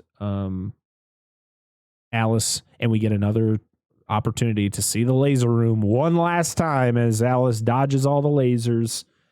But Isaacs has his powers. He's really fast, and he actually props up Alice's hand so that the laser hits her hand and cuts off her fingers. But during that whole thing, she plants a grenade in Isaac's jacket, and that blows up and puts a nice hole in his stomach. Then we're outside somehow. Isaac, he crashes the tank. So one of the other Isaacs crashes the tank. He gets out of the tank. He's running with the horde of zombies. The clone, we then have the real Isaac, in air quotes for audio listeners, the clone Isaacs from pretty much the rest of this movie, and Alice all standing in the very dark cave. And the two Isaacs run into each other, and the clone one goes, "Who are you?" And he's like, "I'm you, you fucking idiot." And then he's like, the clone one gets all pissed off and then just starts shanking him. Just absolutely shanks, like the quickest stab motions ever. Just like, just repeatedly. It was such a good time. He's just like, just like so fast. So many times shanks the clone, like the clone shanks the clone, and it's just like, oh my god, it was just so ridiculous watching that, because like Church Isaacs was just like, "Who are you?" And he's like, I'm you, but I'm not a clone. Yeah. And he's like, no, I'm not the clone, you're the clone. And it just it was just funny. That was a good, funny haha moment. Yeah. But then the one who stabs the other one gets bit by zombies and he gets eaten. Alice, Marcus, so Alicia Marcus, she blows up the hive, and Alice releases the antivirus, which immediately affects all the zombies that are there. As you see it, it's like a wave of the zombies as they fall down. And then Alice, of course, falls. So you think, oh, this is the end. Please just have it end here. Okay? No, it's not. Alice didn't die because she has living cells. Fuck off. Just end this shit. We get all that bullshit. And then we get a voiceover about explaining how the antivirus is going to take a while to go all over the world. So Alice still has to do her job. She drives away, followed by those big ass bats. She had a tough time with those bats in her Humvee, but yet she's riding a motorcycle with these bitches following her. How's that going to end? Who cares? Because this is the end of this shitty ass franchise and the final plot synopsis of Resident Evil from me. Never again. We don't even have to go through the list. Last. Oh, come on. We actually got to talk about this, all right? Last. Okay, so last. no. Isaacs, I would put this Isaacs, all the Isaacs collectively, I would put them together as the best villain. Because, one, the dude who plays Isaacs had to act out all these different Isaacs. He had like 4 or 5 different people that he had to act out because they were all just crazily different. And so there's that. So his acting was good. The main Isaacs, the main baddie Isaac who had been asleep in the cryo chamber, piece of shit, not the greatest character in the universe, didn't have a lot of backstory, but I mean, we had a lot of backstory with all the other Isaacs. They were all clones. It makes, like, it's a cop-out, but it's not their fault that there was the cop-out of the clones and stuff like that. So, out of all of the things, this movie was definitely the worst, but the Isaacs in this movie are the best villains that I have experienced this whole time, just collectively as a unit. May I ask, like, how much, like, you say it's the best you've seen. If it's trash, how high are we going with this bar? Like, how? This bar's pretty It's low pretty fucking because low. these movies were pretty Okay. shitty. So No, I have to agree. I think Isaac was the only thing that kept my eyes open. This movie. All right, so let's So- get to let's get to the rankings then. Last for the movie. Can we Let's just get to the villains. listen, guy? I have Listen. let's get this order he has right, to okay? go through his list, Stop man. jumping ahead, man. And then I've got. I understand. I want to cut the fucking ribbon on this. I ran the marathon. I want to cut that shit. All right. So the first list is for antagonists. Right now, the list goes: number 1, Isaacs from Extinction. Number 2, Spence and Red Queen from Resident Evil. Number 3, Wesker from Afterlife. Number 4, Red Queen from Retribution. And number 5 is Kane and Isaacs. It should just be Kane because Isaacs was kind of like the last 5 minutes of that movie, but we put him in there. In Apocalypse.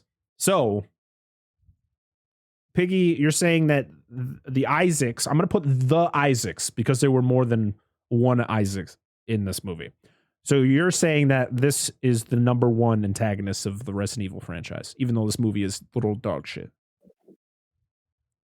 Yes, I would say that the Isaacs of this movie are by far my favorite villains out of everybody. Okay. They have collectively, if you grade them as a unit, they have the best plot line and storyline between all of the villains. They have the most in-depth backstory of all the villains. And that's even totally disregarding the previous movies. They just have the most development. They have the best acting. They have the only thing that kept me remotely interested in this movie at all was the Isaacs. Because especially once I found out that they were clones and there were several of them, I was just like, I need them to fight. And they did. And they did. It delivered on the one thing that I needed in this whole movie. It doesn't make it any less trash, but I got what I wanted. Adam? I'm going to put it number 1. I think Isaac, I said that from the very beginning. I think Isaac's the only thing that kept me in this movie. I think he did a really good job. I didn't like I thought was the clone, but I guess it's the real one. I didn't like I think the acting was still good. I didn't like his character because, like I said, a lot of poor writing in this movie. But I think his acting was great, and I think the way they did his character was, good compared to the rest. I'm not saying it's great, but it's so yeah. I'd have to say his character was my favorite of the villains, or the whatever you call them. Well, We got 2 votes for number 1, so it doesn't matter what I have to say. I do. I mean, like I said before, I really like Ian. I think his name is Ian or Ian. I don't know how to pronounce your name, and I apologize. Ian Glenn, who plays Dr. Isaacs. He is definitely hands down the best part of this movie, and of course, he was our number 1 from Extinction, because to be honest, he was the best part of that shitty movie. So yeah, he's definitely the number 1 for me. He sold this character even though it was in a shitty movie. So the final list of antagonists for the Resident Evil franchise is number 1, Isaacs from the final chapter. Number 2 is Isaacs from Extinction. Number 3 is Spence and the Red Queen from Resident Evil. Number 4 is Wesker from Afterlife. Number 5 is the Red Queen from Retribution. And number 6 is Kane and Isaacs from Apocalypse. Our second ranking is for the Alices of the Resident Evil franchise. Where does Alice from the final chapter? Well, actually, let me tell you what the list is currently. So we have Alice from Afterlife as number 1. Number 2 is Alice from Retribution. Number 3 is Alice from Apocalypse. Number 4 is Alice from Extinction. And number 5 is Alice from Resident Evil. Piggy, where is this Alice going? Last. In the trash. All right. She belongs in the garbage. So that makes it easy. So our final Alice ranking is number 1, Alice from Afterlife. Number 2, Alice from Retribution. Number 3, Alice from Apocalypse. Number 4, Alice from Extinction. Number 5, Alice from Resident Evil. And number 6, Alice from the final chapter. I agree. This was definitely, like, I thought the original Resident Evil Alice was going to be the worst of this entire franchise. But after watching this movie last night and seeing just all the dumb decisions she makes in this movie, I had to put her here. So, and the final rankings for this is the movie itself. Last. Oh, who said Piggy, that? is this last? Yeah. Okay. Yeah, well, it is the worst. All right. Well, so that makes it easy. I won't have to go through the movies twice. So our final rankings for the movies, which I will be posting on the Parker Chronicles Twitter, for anyone to either disagree or have their own opinions about this. If you are a fan of this film franchise, don't listen to this podcast, because it's not going to be in your favor. So the final, sorry. yeah. I wanted to love these movies. I wanted to feel like I may have actually missed something with these movies. Like, I have so many questions. Like, so You need to stop asking questions. You need to stop, because nothing's going to make it better. The biggest problem that I had with this whole thing, and the part that actually like just really fucked me up at the end of the movie. So the Red Queen tells clone Alice that she is not the Alice all along, right? Yep. She's a clone. Yep. And that she is a clone where they removed the piece of DNA that made normal, like regular actual Alice age so quickly. They got rid of the bad juju part, right? Yep. So she is a perfect clone with her DNA used to, like, just removed with the bad part. So the Red Queen is like, when you let the antivirus go, you're gonna die, because everything affected with the virus will die. And so she breaks it, believing that this whole time. But if they had told her that she was a clone, and the only difference between her and the regular Alice prior to being infected with the T virus was the fact that they removed that little bit of DNA that made the bad thing happen. Why didn't she know she never had the T virus in herself the entire time? She still has her powers. She still has those, because she never had the T virus in her in the first place. Yep. She has just been injected with the antivirus several times in the franchise, and that's it. She never actually had the T virus in her. Wait, And I so the whole thing where she says it only killed the T virus, but you have good cells in you, that's all bullshit. It was all bullshit, yes.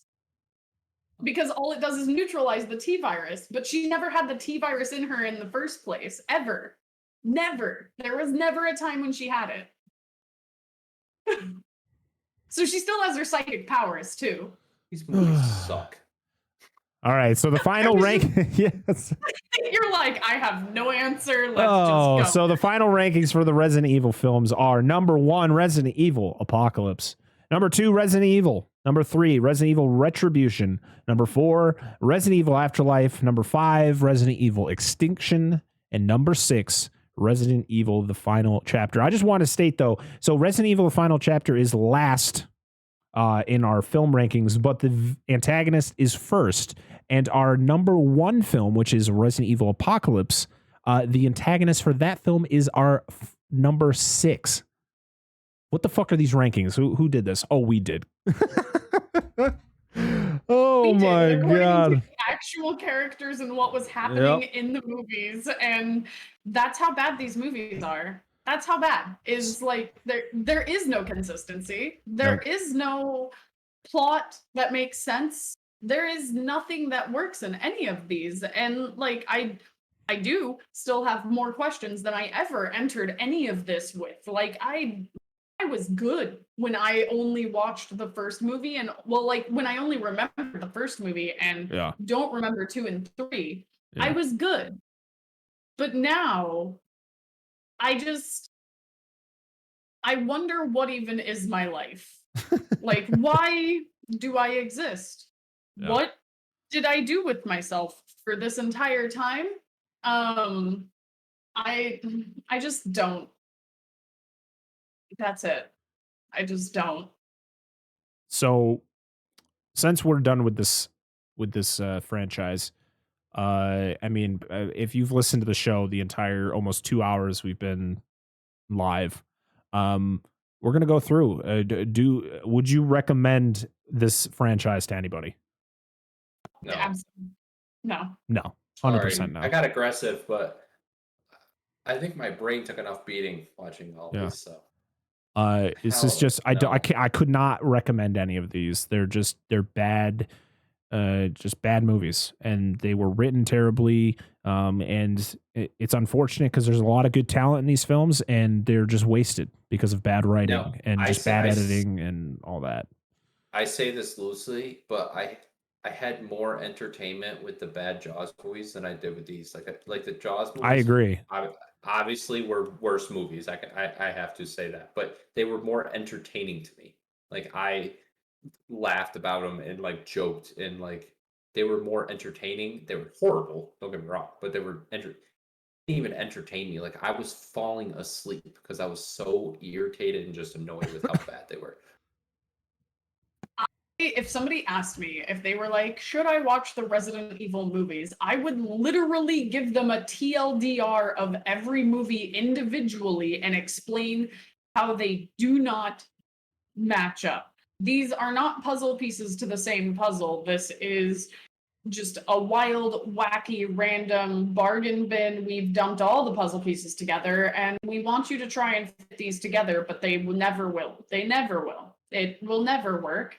Piggy, and I would rather just explain everything myself and then have people be like, the way you explain it sounds wrong, and then be like, go ahead and watch them, and then have them come back and be like, fuck, you were right. Your TLDRs were acceptable and we didn't believe you. Piggy, just if anyone ever asks you if they should watch this franchise, just tell them to listen to this podcast. You will have a better time listening to every episode of the podcast about these movies than you will actually watching these movies.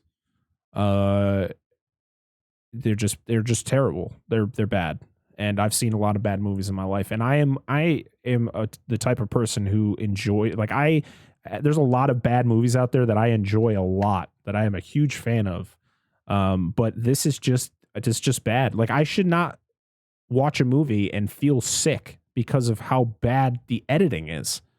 You want to know what I learned from this podcast recently? What's that? Is that we cannot do 2 horrible series back to back. Hey, not all My- of them. I feel like from now on, you all need to give yourselves breaks and like My at brain least review hurts. a good movie that you know is good, that maybe it's a comfort movie even, and just review that. Let's the Addams Family after this. Because you know what? I got put into a trap because you were like, let's do the Jaws series. And the Jaws, like the first one is phenomenal. The second one is, it's not bad. It's an Third okay one- sequel. Yeah, it's not horrible. Like I enjoyed it. And then the third one is not good. And then it goes Just gets to worse and just gets worse. garbage. And this was just complete garbage. So we went from garbage to garbage. To more garbage. Yeah. Yeah, we were You rolling went from around. garbage to the dump.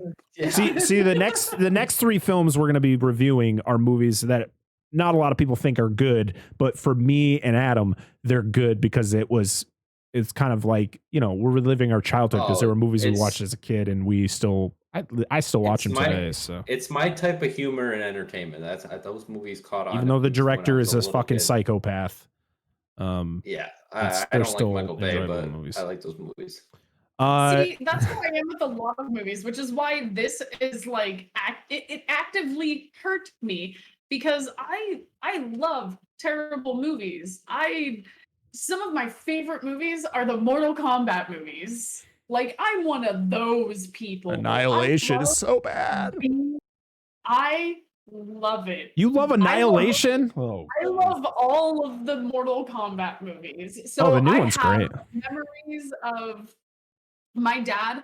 My dad recorded them on VHS, and the beginning to the second Mortal Kombat movie was actually a music video. Oh my god. And he had the music video perfectly timed to where right at the end of it would start the movie, and there were no commercials. I don't know what superpower my dad had, but he did that, recording it off of the TV with 2 Mortal Kombat movies and 2 of the Child's Play movies. Child's Play. Perfectly.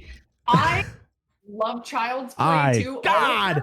I love all of them. Did you see they announced there's a Chucky show coming out in October on I'm super Sci-Fi, excited for that. I just replaced my my life-size Chucky doll because I used to have one and now he travels. And so I got myself a brand new one. He's still in the box. It's fun. But like I love terrible movies. I love B-rated horror movies. I love those things. And this movie wasn't even bad enough to be good. It was just not good. None of these were good. Outside of the first one, which just has sentimental ties to it for me, they're not good. They're not a good series. They're not good movies. I have a lot of problems with this whole series. Well, guess what? It's over. We're done.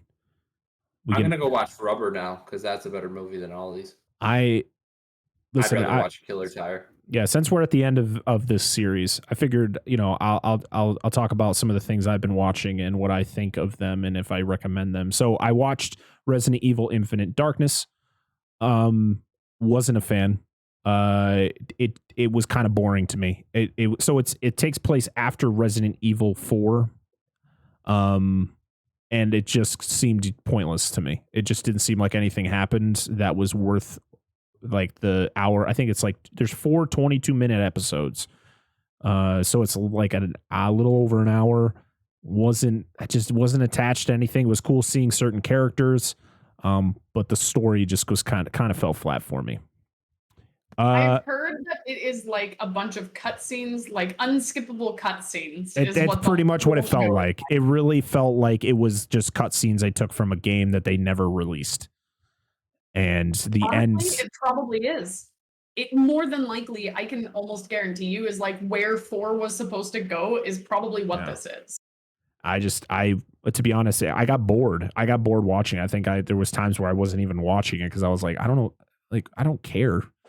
Me and my wife watched Freaky a couple days ago, which is the Freaky Friday inspired horror movie, slasher movie, as we should say, that stars Vince Vaughn, where Vince Vaughn plays a serial killer who stabs a high school girl with like a knife that transports each other's souls into their bodies, and it's funny. It's a really good slasher movie.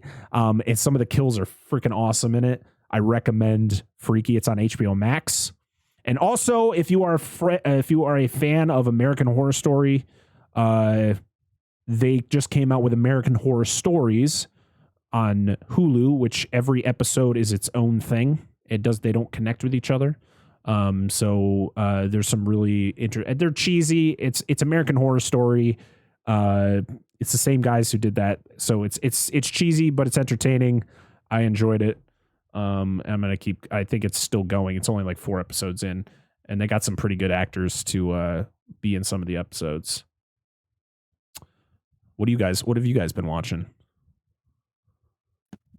Well, Rudy brought up Willy's Wonderland, which is something that I watched recently, which is actually probably my favorite Nick Cage movie that I've ever seen. If you haven't seen it, Nick Cage has the greatest one-liners in the whole movie. Like, it's just nothing but one-liners, and it's amazing. Definitely worth the watch. I also have been watching the anime Made in Abyss. And if you want to be traumatized, what is it called? Let me tell you, Made in Abyss. Made in Abyss. Okay. Yeah, like it's like a tag where it's like made in the USA or something, but it's just Made in Abyss. And the plot line is much like the end of this movie. There is a gigantic hole in the middle of the earth that just goes down into this abyss. And people travel down it all the time to collect artifacts and see things that are in there. But the problem is there are these gigantic monsters that are held in the abyss. And there's these terrifying, horrible monsters all around. They hunt humans. They hunt anything that comes down there. And they will kill it if they get a hold of it and stuff. And it's non-discriminant. And the further you go, the more of an abyss it is. It wrecks your mind. Eventually, it'll distort your body. It'll distort your DNA. And it'll make you lose your humanity. So it's a pretty short anime so far. I've gone through the whole first season. I'm on to the movie now that I have to watch. But the manga has been going on longer than the anime. So the manga's into the second season of what the anime would be. So you can keep reading it. But there's some really, really just intense, messed up parts, even in the anime. And I'm going back and reading the manga now, which is even more intense than the anime is. But if you want to watch a really fucked up anime, I highly recommend it. It's pretty good. It's got an interesting storyline. Got some really sketchy, weird parts. But it's like... It's mostly psychological horror, despite it looking so adorable. So, yeah, that's mostly what's been taking up my time. Adam, what have you been watching? You honestly want me to tell you? Because I've been swapping back from like YouTube, Hulu, and everything, and all I've watched for the past month is serial killer documentaries. Most recent one was the Toy Box Killer, which was probably the most disturbing one I've ever watched, but it was the most interesting. But I've literally have gone from just like YouTube ones that are 20-minute ones that they have, because not all serial killers have their own documentaries, but I've literally just gone to every single, I guess, thing that I have and just go to different ones. I have this weird fascination. I always have, but I have like more of a weird fascination of these stories. I like the stories. I don't think they're good people. Don't get me wrong. I just, their stories are so fascinating to me, and that's all I've been doing for probably the last couple months is I just look up. I actually have a person on TikTok that's he tells stories of serial killers or weird deaths and stuff, and I just look them up and see if they have videos, and I just watch them. I feel that.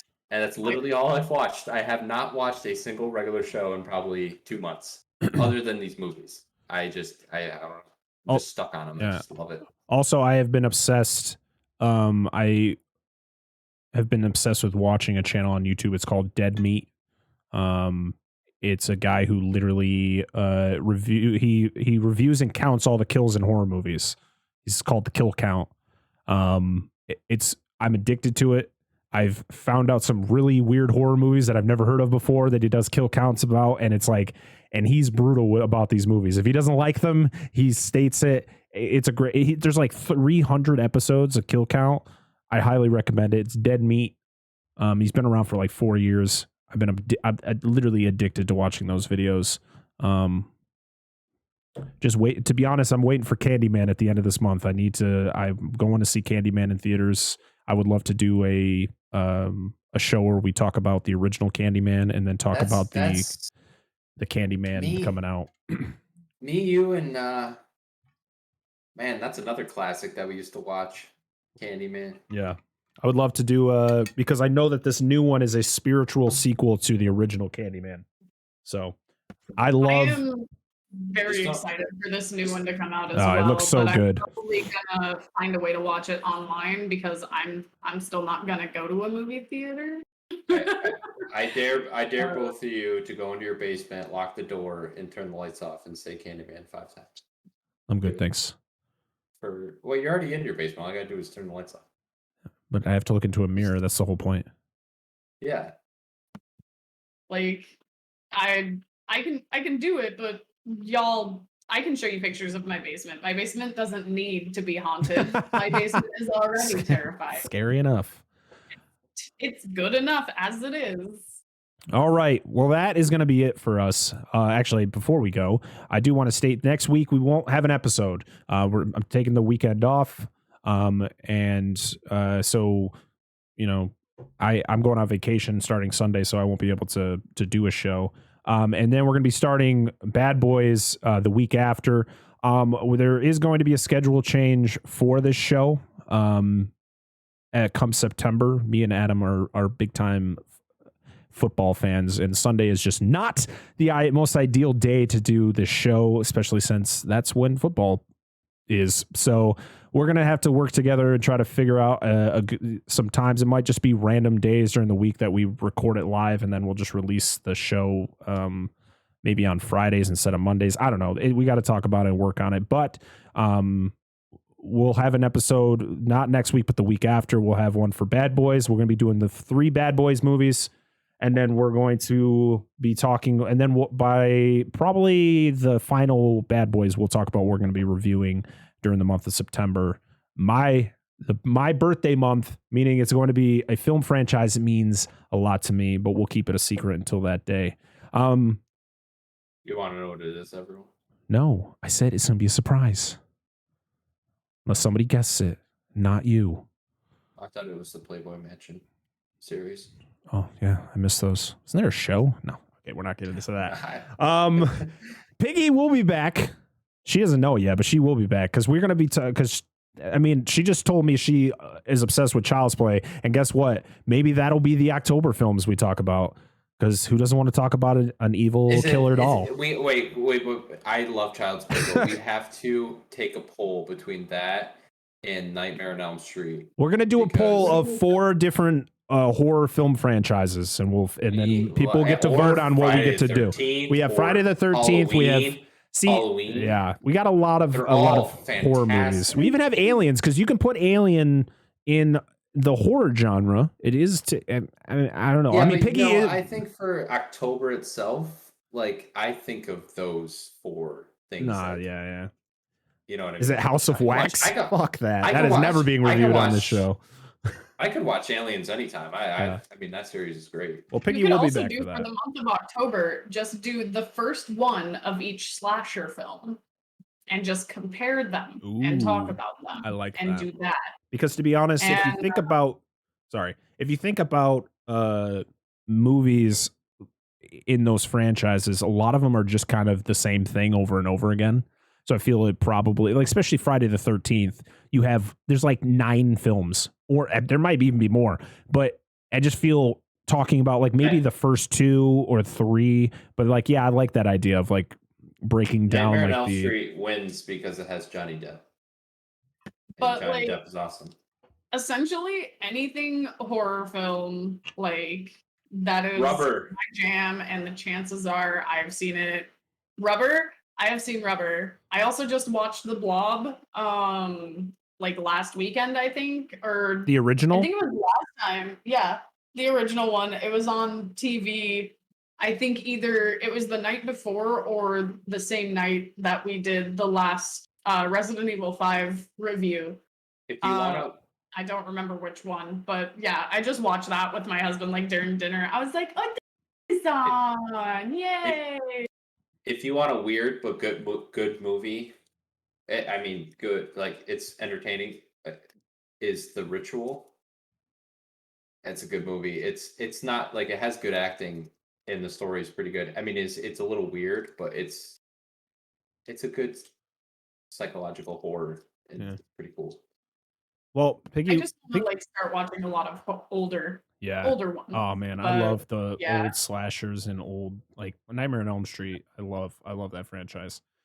But yeah, Piggy will be back because she already said she's going to come back for the Alien franchise, and we're going to be doing all the Alien movies.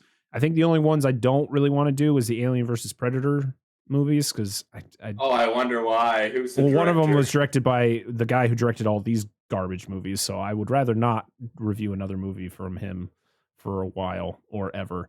But there's a lot of films. We have Alien, Aliens, Alien 3, and Alien Resurrection, and then we have Prometheus, which will be part of the Alien franchise because it technically is in lore stance, and Alien Covenant. So that will be the films we would review, but that'll be sometime in the future. I can't give it a time frame on that yet. But you know what movie that we have to do, and I refuse. All right, this could literally go all night of us just going. What we could review. This is the last one. This is the last one, and it's not a series. It's just one movie, Interstellar. I have to do Interstellar. No, we're just gonna do Christopher Nolan in review. Oh, okay. Because all of his movies are fucking awesome. As for Resident Evil, that shit is done. Done. Woo-hoo! Get the fuck out of here. I'm so drained. I can't even move. Right. So I just want to sleep forever. The episode will be live tomorrow morning at 7 a.m. on podcast services. At some point soon, we're hopefully going to start a YouTube so we can post the live shows that I record here on there, so you can see our faces as we talk about this. And we're going to do other things down the road. Shorter videos than this. But I want to thank everybody who has been here for every episode, who've been watching live. I want to thank everybody who listens to the show on the podcast services. You guys are awesome. I want to thank Piggy for being here for the 6 weeks to talk about this crazy franchise. Always appreciate it. And